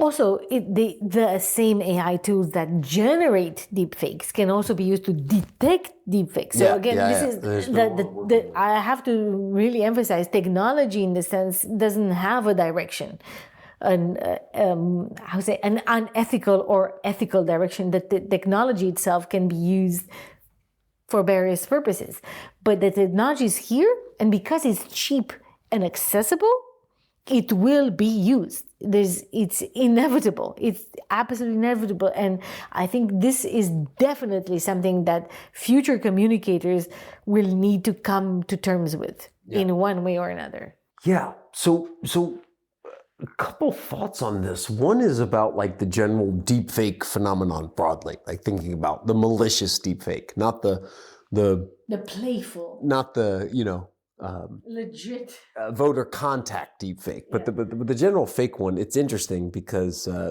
as you played for us, this was the example that everyone was waiting for, right? In the context of a war scenario, there was a deepfake from one leader, and essentially nothing happened. And the question is, why? And I think it goes to pre-bunking. And it ties in a weird way to the whole U.S. strategy of communicating the intelligence about the invasion before it happened. And we talked about that on a previous podcast. And it's interesting because for about 2 years at least, I don't know exactly what the time frame was, is that, I mean, there was like this whole sort of narrative, like deepfakes are the next frontier of disinformation, and we really need to work out against them. And I remember just a bit of a backstory on the podcast, at least. It's like there was an author who had written a book about the, I'm not going to use the exact term because it would give the book away, and I don't want to do that. But there was a journalist who was writing about how deepfakes are going to destroy democracy. And then I sort of kind of read the book, and I was like, maybe not. But yeah, this is not, I don't even want to broadcast this out or talk about it because these are doomsday claims, and I'm not sure they're going to come true. And in a sense, I think that there's an interesting thing to think about with these deepfakes, which was the fact that this Zelensky deepfake didn't work in the intended direction is because for years, everyone had been warned about deepfakes. So the pre-bunking strategy had already kind of been, and we saw it in the US, for example, with various like smaller versions of it, which was slowing down a video of Nancy Pelosi, taking it a few frames back, that she was drunk, but it was just that the video was slowed down. Yeah. Right? And so I think there was so much coverage of the media about deepfakes. They're coming. They're going to be the worst thing. That by the time a deepfake actually came, everyone was already kind of inoculated. Inoculation is a good metaphor, right? Like pre-bunking, you can also call it inoculation. Well, right? Inoculation was the key term. This is like real deep stuff. It was called inoculation. And then there's certain researchers who were trying to say, we found debunking, but inoculation was already. And of course, I mean, we have no particular research at the moment about the effects of this deepfake. Perhaps people in some circumstances, in some parts of Ukraine, initially were confronted with this particular video and was credible enough for them to buy like a moment of questioning. Yeah. That which we can see is that it did not have any political effect. the persuasive effect for some people in the population may have existed temporarily, but since it did not lead to any decision change, then obviously it did not have an effect. Also, because any kind of surrender, the message itself is made to just create confusion, because people are not going to surrender. This is armies, commanders, generals, officers, etc., that are able to surrender. It's not regular officers who say, I give up. Even if they would, against all odds, do that, that would not mean surrender. And that's it. I think you're hitting the head on the nail there, which is one of the first studies of deepfakes was done by Vicari and Chadwick, and of course, and it was about it was something about they deepfaked Obama calling Trump a dipshit or something, and it's not that people who view the video automatically change their opinion, because it doesn't make sense. Why would he do that? Why would he do that? But what it does do is it sows distrust in the general online information environment. So there's kind of two prongs here. One is the pre-bunking or inoculation strategy, which is if everyone's been, and I get your point that yes, not everyone in Ukraine has been maybe exposed to the message from the government or whatever, or just generally the warning about deepfakes, but it's been so heavily saturated in the West that it already serves as a debunking strategy. There will be deepfakes with AI, and when it happens, question everything. But exactly that questioning everything leads to not believing that what Zelensky said is true, but just because. I must add, though, before you go any further, and again, listeners to the pod haven't been able to see it, but they may see it in the link that we will post at the end of it. There was also something a little bit off when you interfaced with the actual video. So the voice was off, the proportion between the head and the rest of the body was off, the blinking of the eyes were off, the resolution of the face was different than the resolution of the body. So these are obviously things that you don't articulate consciously, but unconsciously or instinctively, when you look at such an output, you're like, something is not exactly as I have seen before. And if you go to the emotions research, that trigger of unusualness will cause you to pause and seek more information rather than what is this? Exactly. What is this? What is this? And then you go to the pre-bunking information and they're like, okay, this is what it is. I understand. I'm not going to listen to this. So I think when it comes to this type of imperfect deepfake, what it does is and I think Vicari and Chadwick's study, and there was one other author on the study, I forget their name, but it shows that it's not that deepfakes automatically change people's opinions, but what it does is it sows distrust in the online information environment. Yeah, exactly. Chadwick wrote a very interesting further piece or complementary piece on deception. Yeah. And I think this is basically the concept that would guide it. And I think I haven't seen multiple studies that confirm this, but I think I'm pretty confident in saying that none of this disinformation stuff is going to change your mind by seeing it, but it's going to sow trust in the information environment. And that distrust may be a bad thing, and it may be a good thing. It may be a healthy skepticism. But let me switch to my second point that I thought about with your gift, which is AI, these making of deepfakes, because you mentioned how they're imperfect, it's very cheap to do. Yeah, as I said, it's very accessible. With a bit of programming, there's already these things I could make a similar deepfake, with an hour or two of work.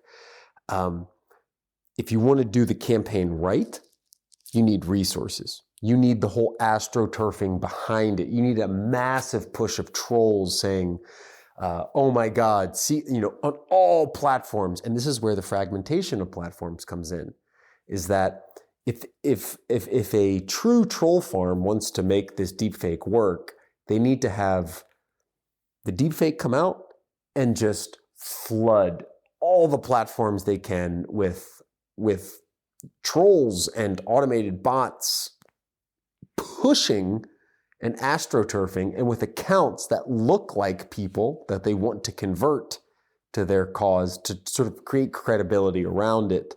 And that requires resources, and that makes just the idea that a machine learning visual analysis type of tool to make a deepfake and do something This is a needs to be compliment. put with a shitload of resources that I'm not sure that you can even do with all the fragmentations of the platforms. And I think, obviously, you're completely right. And Jessica Baldwin-Filippi also talks about the limitations that come with resource limitations for the people are aware of what they should do, but they cannot do because of lack of time and lack of money, right?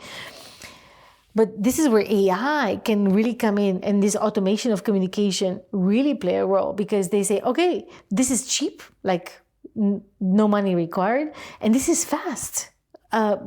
As you say, you yourself can create a video in 2 hours, 3 hours. If you have 5 hours, you probably can make a really good one, deepfake or any other spin-off from such a politics of other leaders' point of view.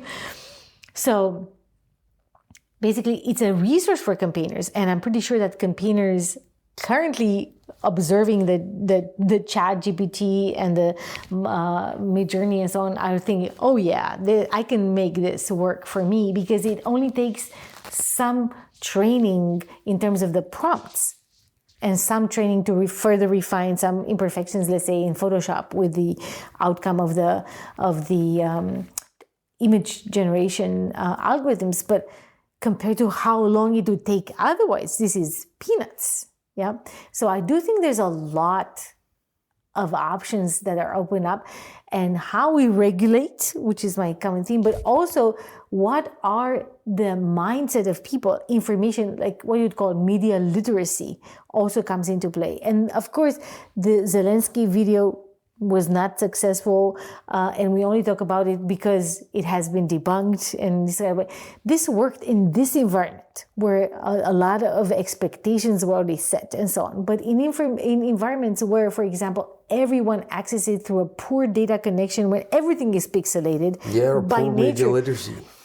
Poor media literacy, poor governmental communication, insufficient resources for reaching out to population from rural environments. On that may be a ripe audience for such things, and we haven't seen this very much yet, but it's not unlikely to see this happening. So let's look outside, perhaps Europe, and see how this can play out, where these resources can be used for people that need them, since they don't have alternatives. They don't have a $1 million budget, right? They have to make do with something much smaller. And that's where AI and automated communication will come in. And even there, I was looking again at some quotes about this, and people were saying that it's very difficult to customize messages for various platforms, precisely in line with your fragmentation argument. And a quote that I have, which is a quote from a communicator, practical practitioner, Alex Kellner, from Bully Puppet Interactive. It doesn't make sense to put a uniquely sharp 30-second ad on Facebook, which would be totally different from everything people are seeing on their feeds. So you can get that same message into a carousel. Can you get the same message into a shorter slice of life treatment? That's basically what they're looking at. So this kind of tweakments, if you wish, is not like really remaking everything a deep fake from zero to everything, but just like adapting an original text so that it fits various customized audiences. That's where I think where these AI algorithms may play a very concrete and direct role. And that's where it's an open question, maybe something to return to in Year in Review 8th Annual 2023, is that I think the platform environment and the fragmentation and the various developments within them is going to move too fast for this type of automated adaptation, at least where we are in history now. But a kind of plug and play, let's take this 30-second clip and let's adapt it to boop, Instagram, boop, Be Real, boop. ChatGPT can generate this type of content today. Yes. So you can take a long But Facebook post and say like, just as an idea, right? You're a communicator. You have developed your human powers. Press a button and develop this across all platforms. Assumes that the platforms are not changing. GPT-3 chat was trained on, basically what I'm saying is I predict, at least for the next couple years, that the platform architectures and design and environments will move faster than a centralized technology that can develop to them, because as soon as there is a central module that can say, blast my candidate's message to all platforms, those platforms are going to change too fast for them to be able to keep clicking that button year over year. That's my prediction for 2023. I think this is where we might disagree, actually. Yeah, but it may be that the models are still developing and they're exponentially growing. So are the platforms. And The thing with AI is the more you use them, the better they learn. I am so skeptical of this in the long term, but I may be bitten in the butt for this. But, We will see in 2023. We will see. But anyway, so this is my last gift. It's about AI and the disruption, technological disruption that it provides to the communication business. Yeah, and I see that there are. I see where you're going with this, and I'm going to take a line that I think platforms are moving and will continue to move and fragment too fast for AI. Maybe powered by AI. Let's return in 2030 and see how this how it turns out. differentiation But shakes out. that's it. I'm done. I'm welcoming any comments from the listeners who made it to all This may have been the longest. Maybe we can episode also we've done. edit some No, I'm elements. not cutting anything. But let's close it down. And I just say thank you very much for having me and welcoming these very broad discussion points. I hope that both yourself and the audience had some elements of fun and elements of surprise in being provoked by these trends. And let's hope we generate some discussion around this as well. yeah, absolutely. I mean, I think it was funny because I went into this thinking, well, this was just no ordinary year, and then you think about it, and it's like, as always, it's this space is always changing, but I think really it is maybe for me a realignment year. I don't know how you think about it.